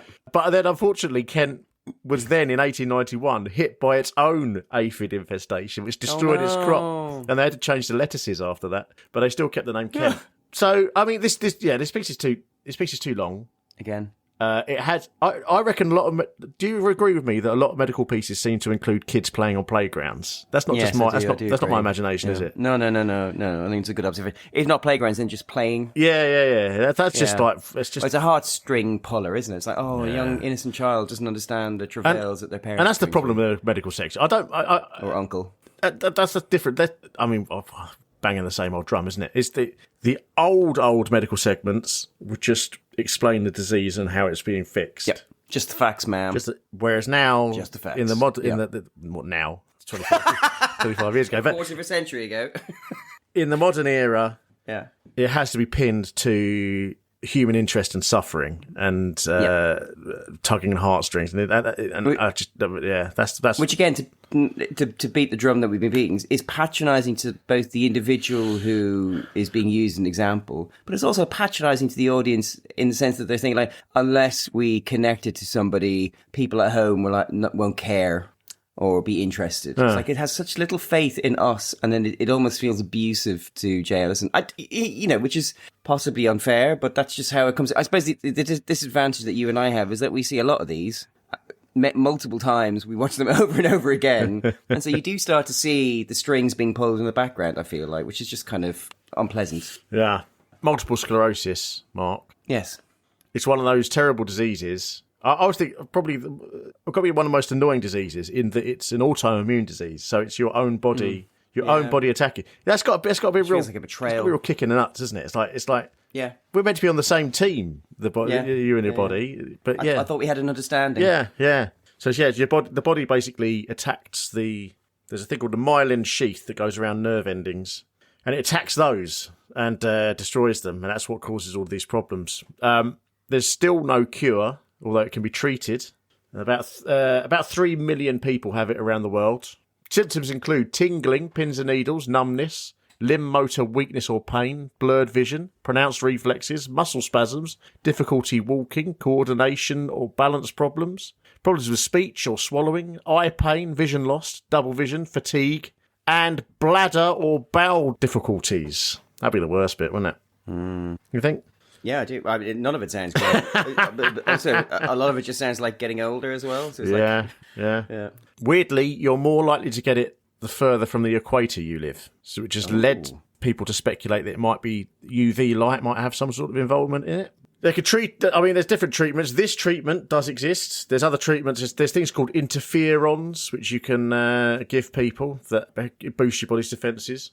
But everything is kind of like a way of ameliorating the symptoms. There's nothing that ever gets rid of it. Famous multiple sclerosis sufferers, though, Mark. Captain Beefheart, Ronnie Lane from The Small Faces, Christina Applegate, Emma Caulfield. Do you remember Emma Caulfield, Mark? Oh, I do. Anya from Buffy. Yeah.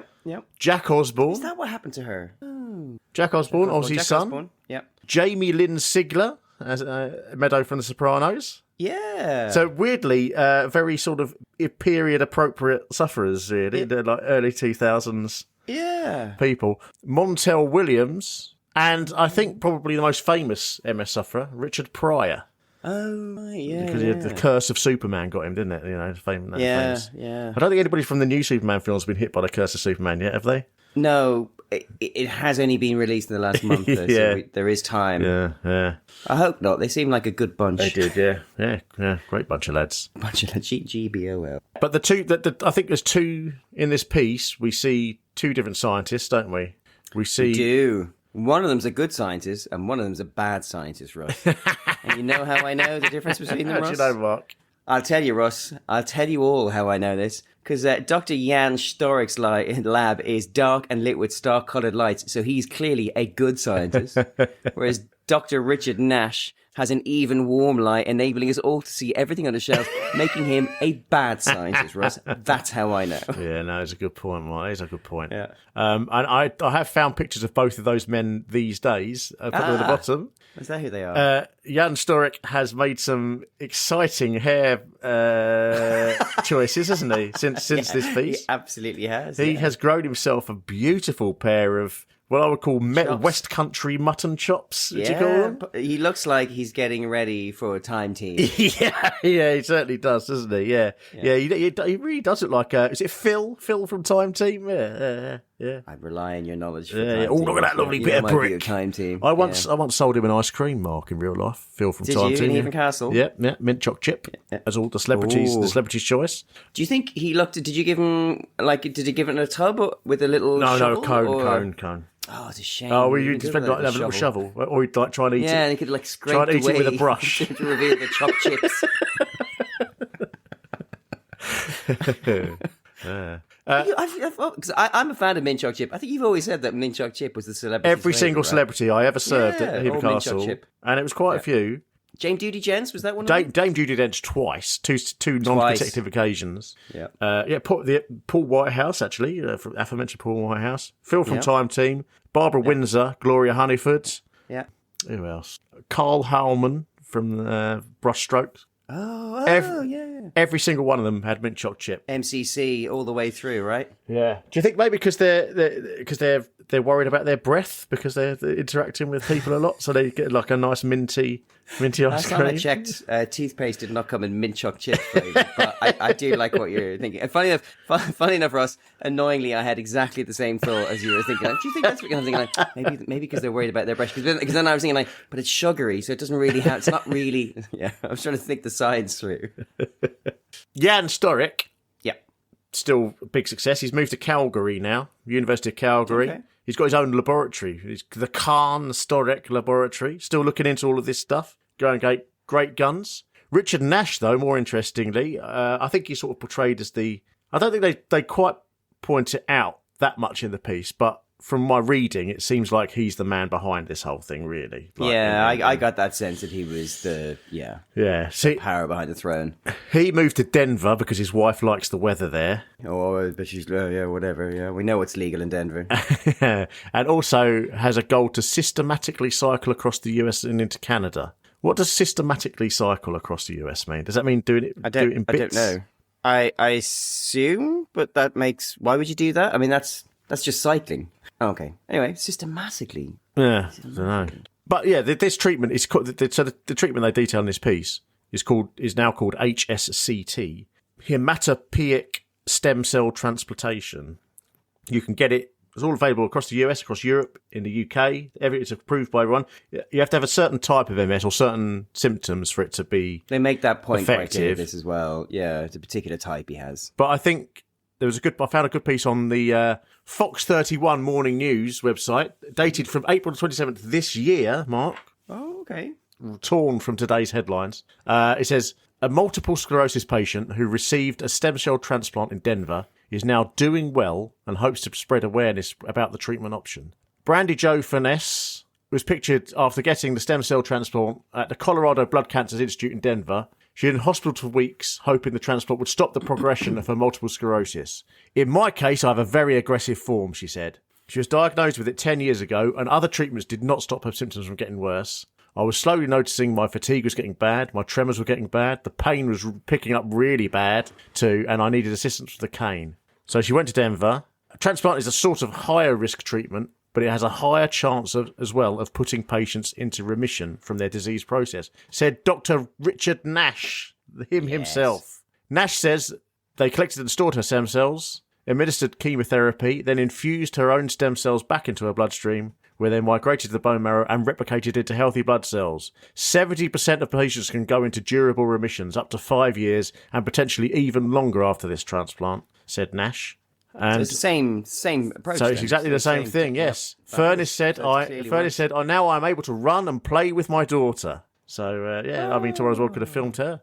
Yeah. She's back to work now and hoping to spread the word about this treatment to MS patients. I've been a nurse for 13 years, but I'm super inspired to see what it can do to make this more accessible for people and maybe bring it into my area. So, big success story. Nash has absolutely... Really good, yeah. Smashed it. Nash has smashed multiple sclerosis. Oh, that's nice. Yeah. So, heartwarming. Yeah. Jailers got married. Presumably got a big inheritance from... Oh, see, that popped into my head as well. Yeah. Maybe we are empty husks of men, Ross. Why else would you marry someone with only a week to live? And it wasn't for love, Ross, love. Not their estate, their love. I don't know. I'm sure she was delighted to leave something behind. Okay, cool. And now, Mark, I believe this last segment is your favourite one of the programme, isn't it?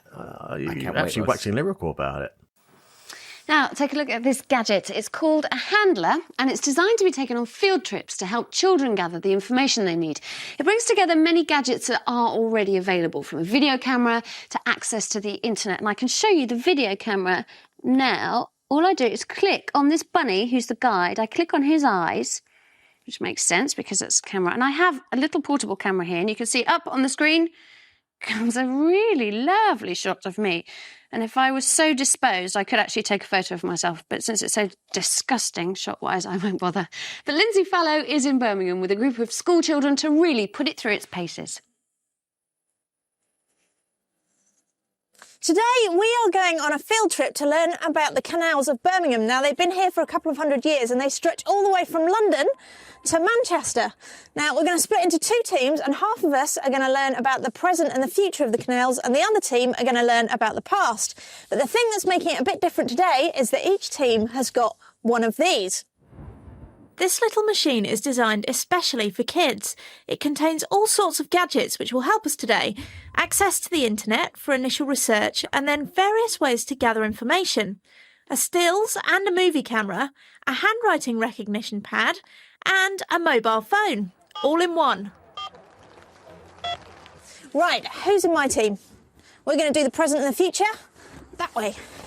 My group's challenge is to answer two questions. The first is to find out how modern canal boats are powered. The man who led the team which designed the computer is Professor Sharples. He's come up with today's field trip to see just how useful his prototype is. What's this? This looks like it might be a bit of evidence, doesn't it? Do you want to have a look? Hopefully, Sarah and Jonathan are going to find the answer we're looking for. And sure enough, down underneath the hatch, there it is. What does that look like to you? The engine.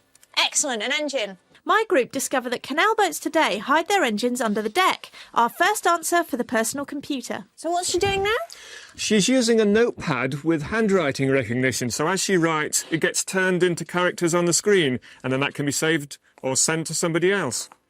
It takes a while to get used to the way of printing needed for the personal computer, but it's great for kids' writing skills, and once you get the hang of it, it's quite quick.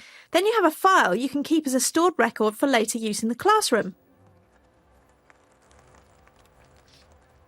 OK, let's go. On to the next bit.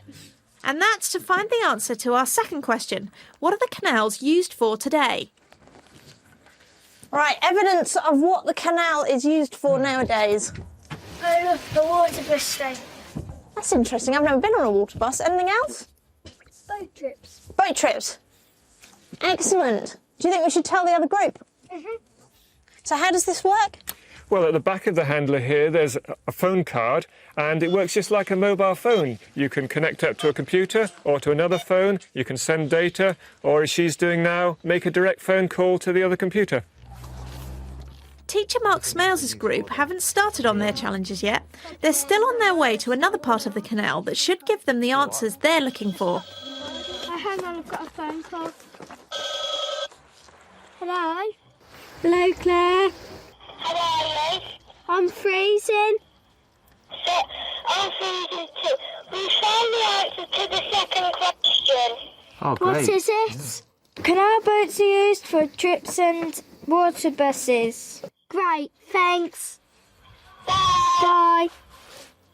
OK, what have we got to find out about How they were powered. how canal boats were powered in the past? OK, so let's go and find out then. Right. OK, we've got some evidence here. What do you think it is? Rope marks. You think rope marks. So what was the rope connected to?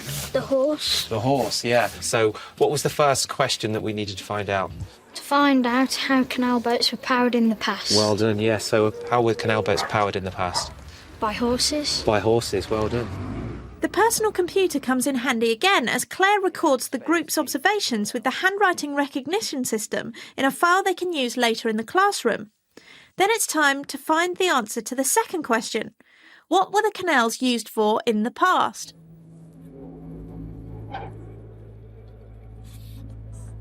So if we take a look behind us, We've got some buildings there. Does anybody know what those buildings are called? Warehouses. And what do we store in warehouses?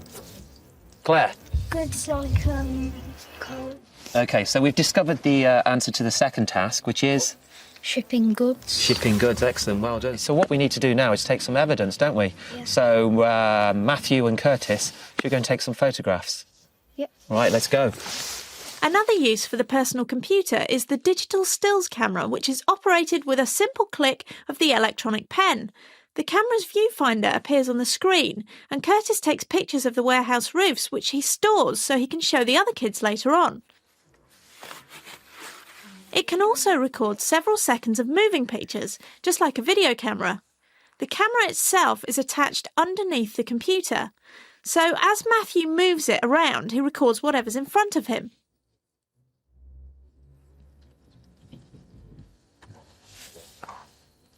Okay, we've got the evidence, guys. Shall we go back? Yeah. Let's go. So by the end of the field trip, the kids have collected some evidence and recorded it on the personal computer. But what do they really think of it? Excellent. Well, lovely day, apart from the weather. Now, what did you think? It's really good. Good. Yeah. Good? Good Favourite fun. bits? Yeah. The camera. You thought that was good? Yeah. The mobile phone. You like the mobile phone? What about things you would change? Probably the writing, because it is a bit dodgy. What, you found it hard to get it to recognise? But overall, good fun? Yeah. Excellent. Well, the heavens are about to open, so I suggest we get out of here. Well, for judges that severe, the computer clearly needs to go just a bit faster. But it is still in the prototype stage. I don't know about you, Mark, but I learnt a lot in that piece about the newfangled invention of canals. Did you? There's a lot of canal information there. That No, not information, Russ. Evidence.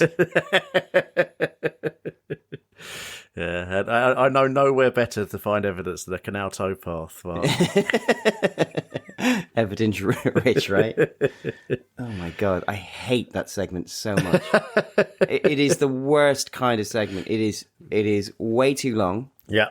It's effing boring. I mean, it is phenomenally boring. And also really leans into there was somebody who worked for somebody involved in Tomorrow's World in this era who clearly in their mind thought Tomorrow's World was a children's program. Yes. And this absolutely leans into the children's program element. I cannot emphasize this enough. We as adults watching at home do not need to learn at the same time and seemingly in real time with the children who are discovering the evidence of incredibly basic facts about canals. And yet over and over again, we are left lingering as the teacher teaches them stuff that it's like, it is infuriating. Now, again, it doesn't help that you and I have watched this several times, but it is so annoying because it is like, genuinely what is being demonstrated here? The handler or the use of the handler? Because really, we get to see neither. No. It is absolutely mind-achingly painful to watch. Yeah. And Lindsey Fallow doesn't really help. I think she's my least favourite Tomorrow's World presenter of all time. She's a children's TV presenter. On things like this, she just kind of lacks a little bit of charisma. Yeah. It's just like, so, hey gang, yeah. Oh, I've never been on a water boat or a water taxi or whatever. It's like, oh, thanks, Lindsay. That's useful to know. Brilliant. Is that evidence of something?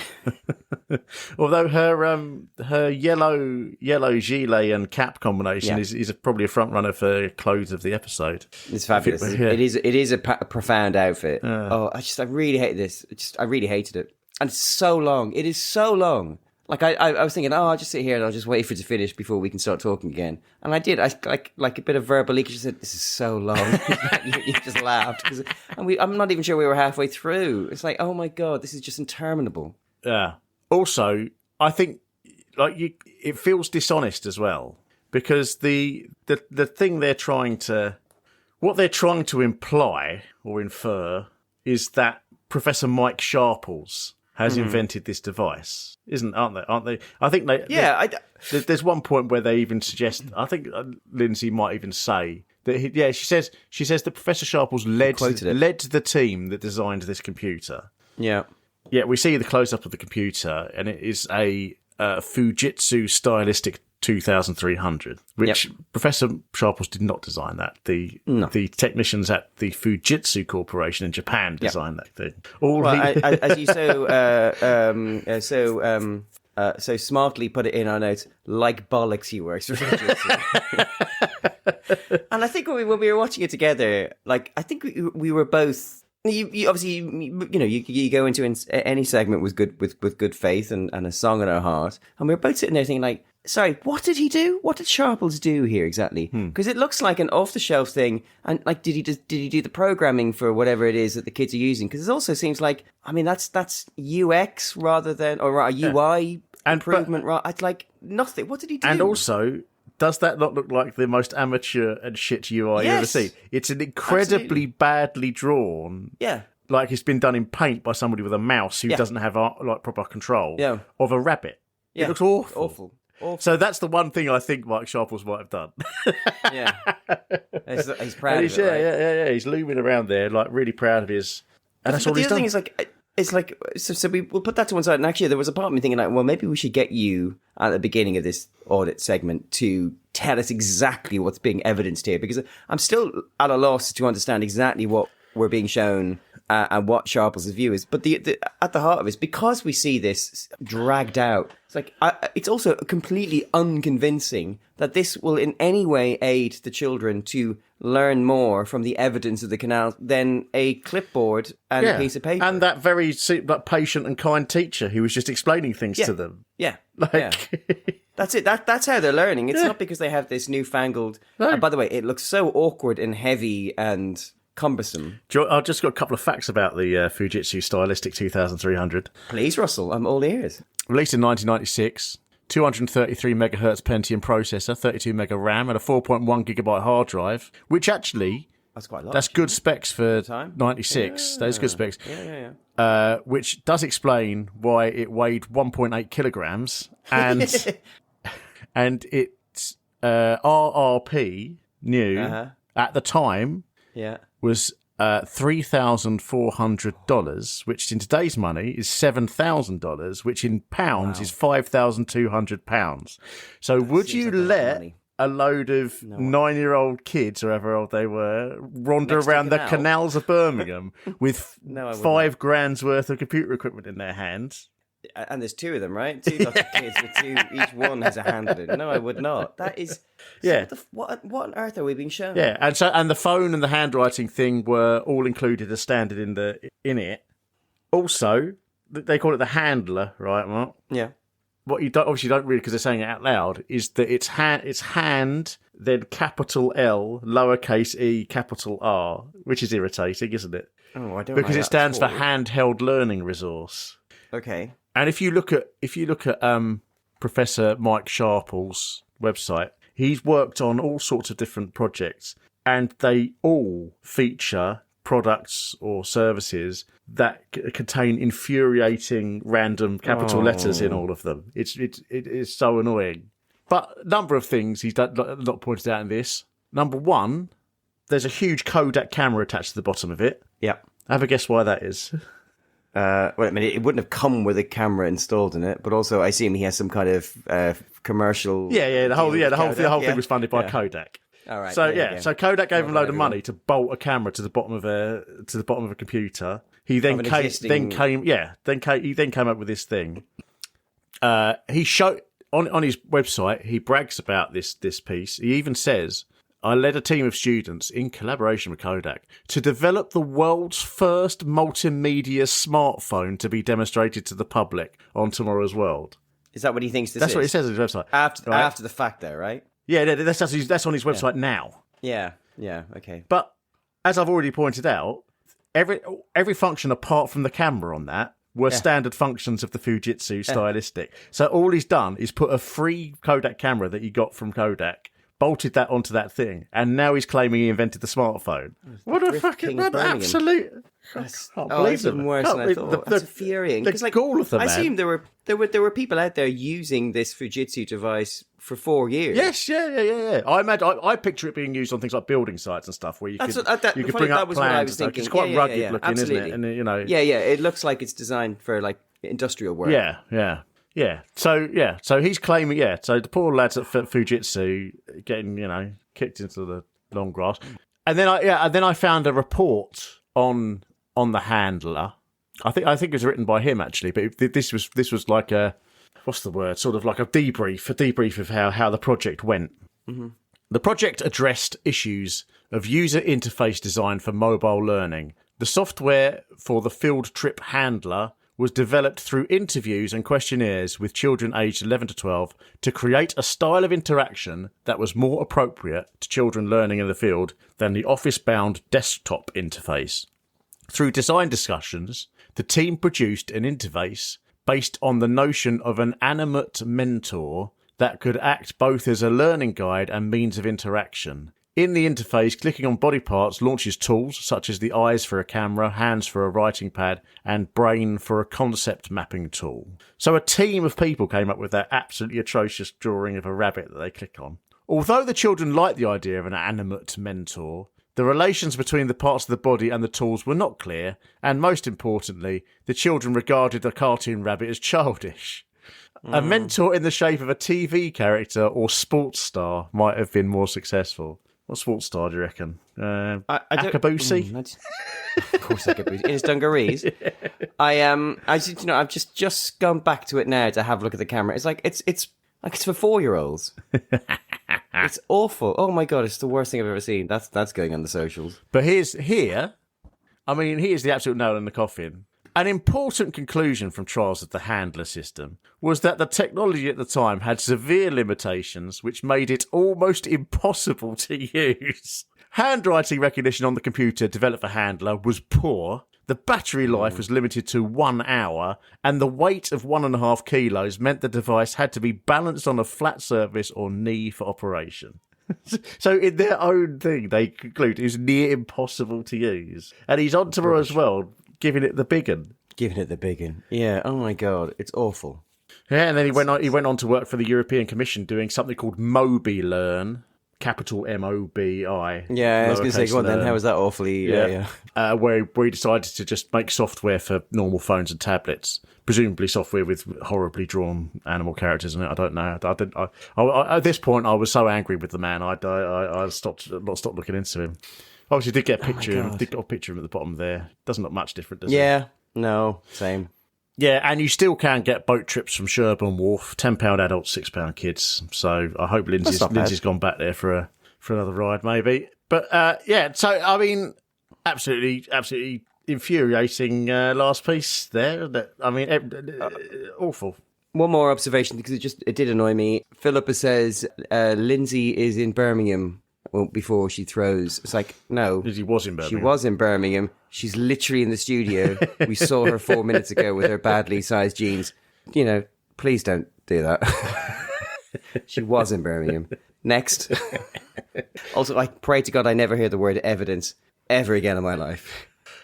I just don't understand I just don't understand what would, apart from Sharples getting free money from Kodak, how was any of that improving the learning experience for children above a photocopied sheet of paper on a clipboard? It was a barrier. Yeah. Because even the bit where, you see the poor girl trying to write with the she even complains it. She complains at the end, didn't she? She said the writing thing was rubbish. It's awful. It's like that is a barrier to learning because now you're spending time thinking about having to very slowly do, a T is 2 lines and oh my God, it's maddening.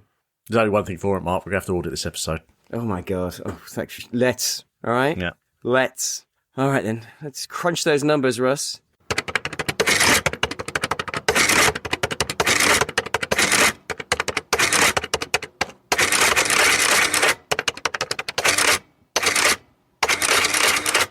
And we'll start with the year in context. What about the cinema box office? Stuart Little, I'm assuming, is number 1. Oh, yeah? Yeah.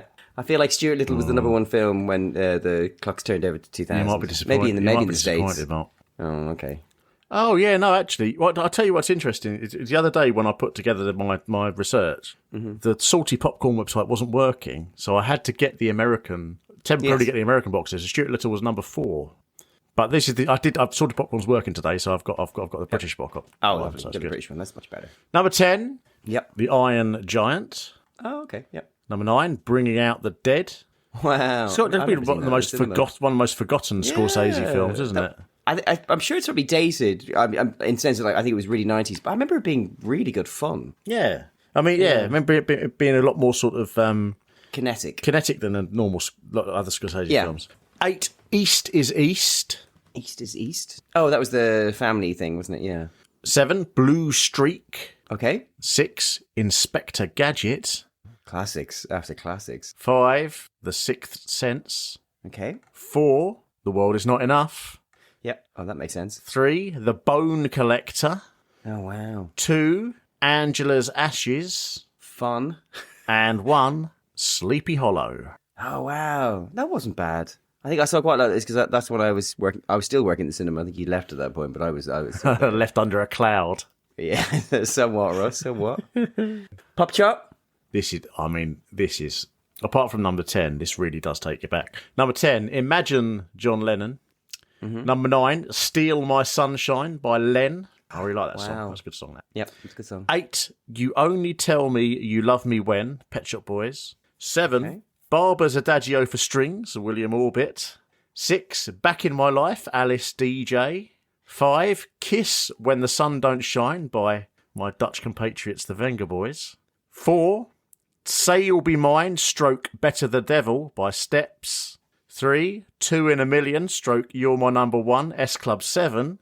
2. Double side. Rewind, The Crowd Say Bo Selector by Artful Dodger featuring Craig David. Wow. I remember first hearing that for the first time on the radio in my car and thinking that is one of the worst things I've ever heard in my entire life. So you wanted something like this? This is a paradigm shift in popular culture. I was like, this isn't even music. What's going on? Number 1. I can't even hear the lyrics. Number 1. I Have a Dream, stroke Seasons in the Sun, Westlife. A real week for double A sides. Double A sides, yeah. Wow. Yeah. From manufactured bands. Manufactured bands, yeah. What's next? That's tremendous. Oh, adverts. Adverts next, isn't it? I'll tell you what, it was quite hard finding because obviously 2000 we're kind of out of the era of fun, memorable like adverts that we really remember. Yep. But then I did discover, Russ? I discovered an advert which is so incredibly evocative. Oh wow! Are they selling phone? What do you call them? Fucking because I just remember they used to be always on TV. Ringtones. Yeah. It's even more. I'm excited. Go on then. Stop teasing me. Press play. Hang on. I need to find it. The other thing is it wasn't on its own, so I actually had to watch blocks of. Oh wow! What a commitment. Adverts from the 2000s. Here we go. Right. Bosh. Jamie Oliver's Cooking. Music to cook by. It's a sweet album of 18 modern anthems, including the Manic Street Preachers, the Charlatans, Finley Quay and the Laws. It's music to cook by, music to eat by, and music to have a laugh by. Get stuck in, get cooking. Get Jamie Oliver's Cooking. Music to cook by. Nice. Oh my God, that was incredible. I've never felt so alive, Russ. I love the way you just signed off to it. Nice. Nice. Yeah. Oh, to start with top loader and everything. Gosh. Oh, I'm buzzing. Like, the adrenaline is just raising through me. I think that's my favourite part of the podcast now. Is watching the other. I know. I was leaning at the screen and I couldn't see a tab for YouTube. I was thinking, oh no, Russell might have forgotten. Okay, magazine covers. New Scientist, Unbearable Beauty, Views from an Alien Moon. Scientific American, We Were Not Alone. Our species had at least 15 cousins. Only we remain. Why? I'm going to guess because we killed all the others. What do you reckon? I would have thought Seems so. like pretty standard human behaviour, doesn't it? Popular Science. What's next? Science answers the most critical questions for the 21st century. Time magazine. The battle over Elian Gonzalez sparks a debate about custody laws and what's best for kids. Where does he belong? God, that was such a big story, Elian Gonzalez. Fortean Times. Mindfield, from Sybil to the Hillside Strangler, probing the multiple personality controversy, and also hairy monsters. Private Eye's classic. This classic Private Eye there. It's got a picture of the interior of the Millennium Dome. Of course. There's that sort of like that human. I immediately pictured the weird human thing. Yeah. Loads of people queuing for it, and there's a speech bubbles. Yeah. I'm queuing to see the queues, says one. Another one says, Yep. Where's the flu zone? Don't understand that one. Was there flu at the time? Must have been. Somebody very near to the body saying, is this the arse or the elbow? And then somebody at the front of the queue saying, let me through, I'm an idiot. Okay. Viz. Yep. 20th anniversary bumper sweariest cover ever. And Wow. immediately below that it says, not for bastard sale to fucking children. Okay. And then there's a whole cartoon about the character Sweary Mary getting excited that she's allowed to swear on the front of Viz. And then she completely bottles it. And then all of the other Viz characters all then call her loads of swear words, which I won't read out because it's a family show. And Playboy, no ladies on the front. It's a collector's edition. And it looks a bit like the Yellow Submarine. It's just a Playboy bunny and like a psychedelic landscape with 2000 on it. Okay. Yeah. All right. Seems a bit lazy. Yeah. Okay then, Russ. Let's audit properly by asking question number 1. What was the most important invention that we saw? And I don't know. It seems pretty much clear to me. It would be, what was it? The MSCT Yes, process for multiple sclerosis? Yeah, of course. I mean, that sounds like that has genuinely had a colossal impact outside of just J. Edison. Absolutely, yeah. Onwards. So I think that to me is quite an obvious one to start with. Most worthless invention? I mean, the jeans thing isn't great, but in a weird way, I almost feel like that's from a different episode. Yeah, it's a tank tracks on a Mitsubishi. It has to be tank tracks, yeah. It serves absolutely no purpose whatsoever. Oh, no, actually the handler. Except that I was thinking that the Fujitsu whatever 2300 that worked perfectly well. Yeah. Our issue with that segment His software, is that he didn't invent anything. Yeah. Oh, his picture of a rabbit. Yeah, his picture of a rabbit. Yeah. Oh, so that are the tank tracks. Well, I suppose the tank tracks certainly have an element of utility to them, especially if it's snowing. Yeah. I can't imagine that picture of a rabbit. Also, I want to out put the as boot into Sharples because I don't like him. All right, yeah. Well, in that case, Sharples gets the boot, Russ. So that's that one. Most inaccurate prediction of the future. I will say, again, I was very persuaded by how much utility you discovered. But Anya saying about the audio spotlight, the possibilities for this application are almost endless, does feel like it might be overselling it somewhat. Yeah. I guess, the idea that it would be used on aeroplanes and things like that. None of that. I'm sorry. The worst screw up? Well, the jeans. Has to be. I mean, I know. Strictly speaking, that isn't in the tenor of the but like that's just like what an idiot you have to be to send a television show completely the wrong. I mean, the wrong style and the wrong color is quite a phenomenal miss. Though Peter's happy. Best attempt at making something boring interesting. Well, I've not seen Peter Snow's genitals. But he does. But he does really liven them up with that light bulb. He really jazzes them up, doesn't he? Yeah, it is like a Christmas light, isn't it? Yeah. Okay, I'm happy. I think you're right. I think that the job does the show does a great job of making Peter Snow's boring testicles into something much more interesting. Best use of music, Bentley Rhythm Ace.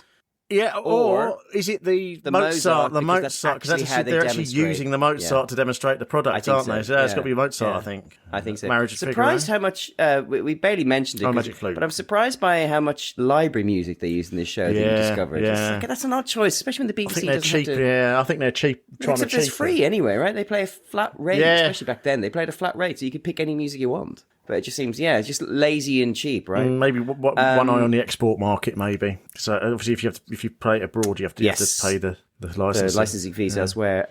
Best or worst use of furniture. Well, after our prolonged discussion of what it's called, is it the changing divider that they go behind? The screen. Yeah, the screen. Yes. Oh, absolutely. Yeah, I agree with that. Most notable clothing. So obviously there are the two Lindsey's jeans, but shoddy jeans.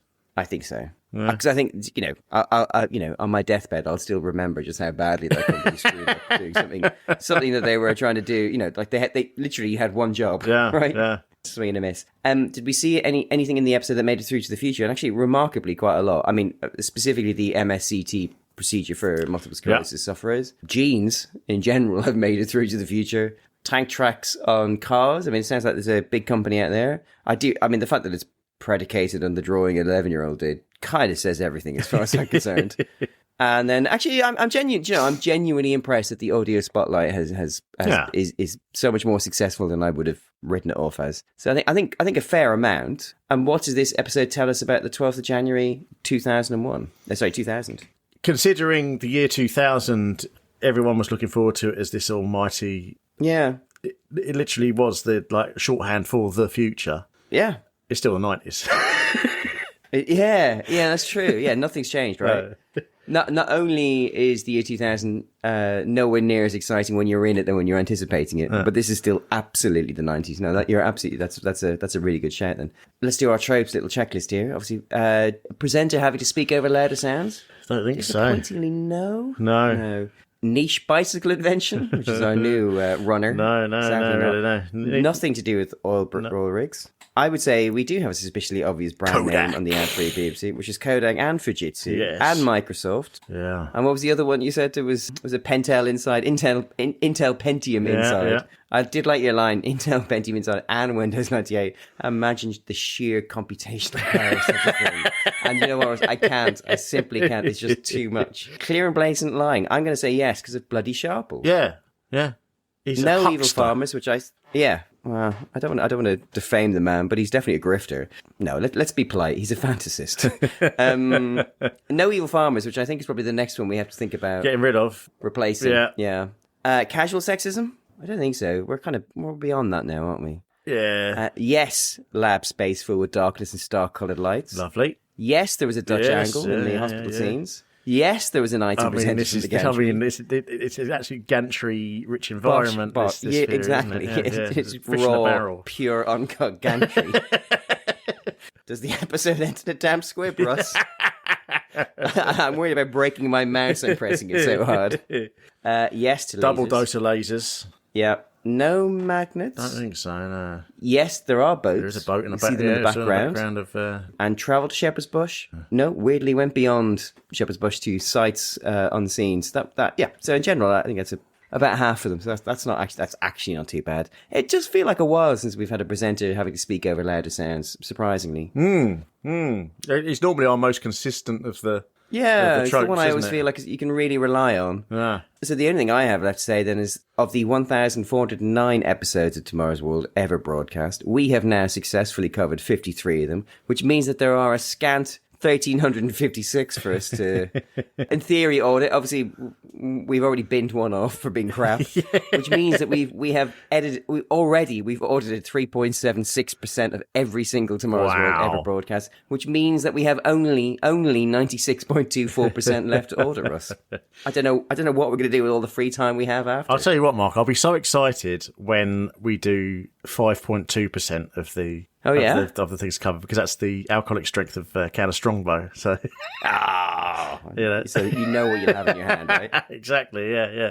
I have to buy some in celebration.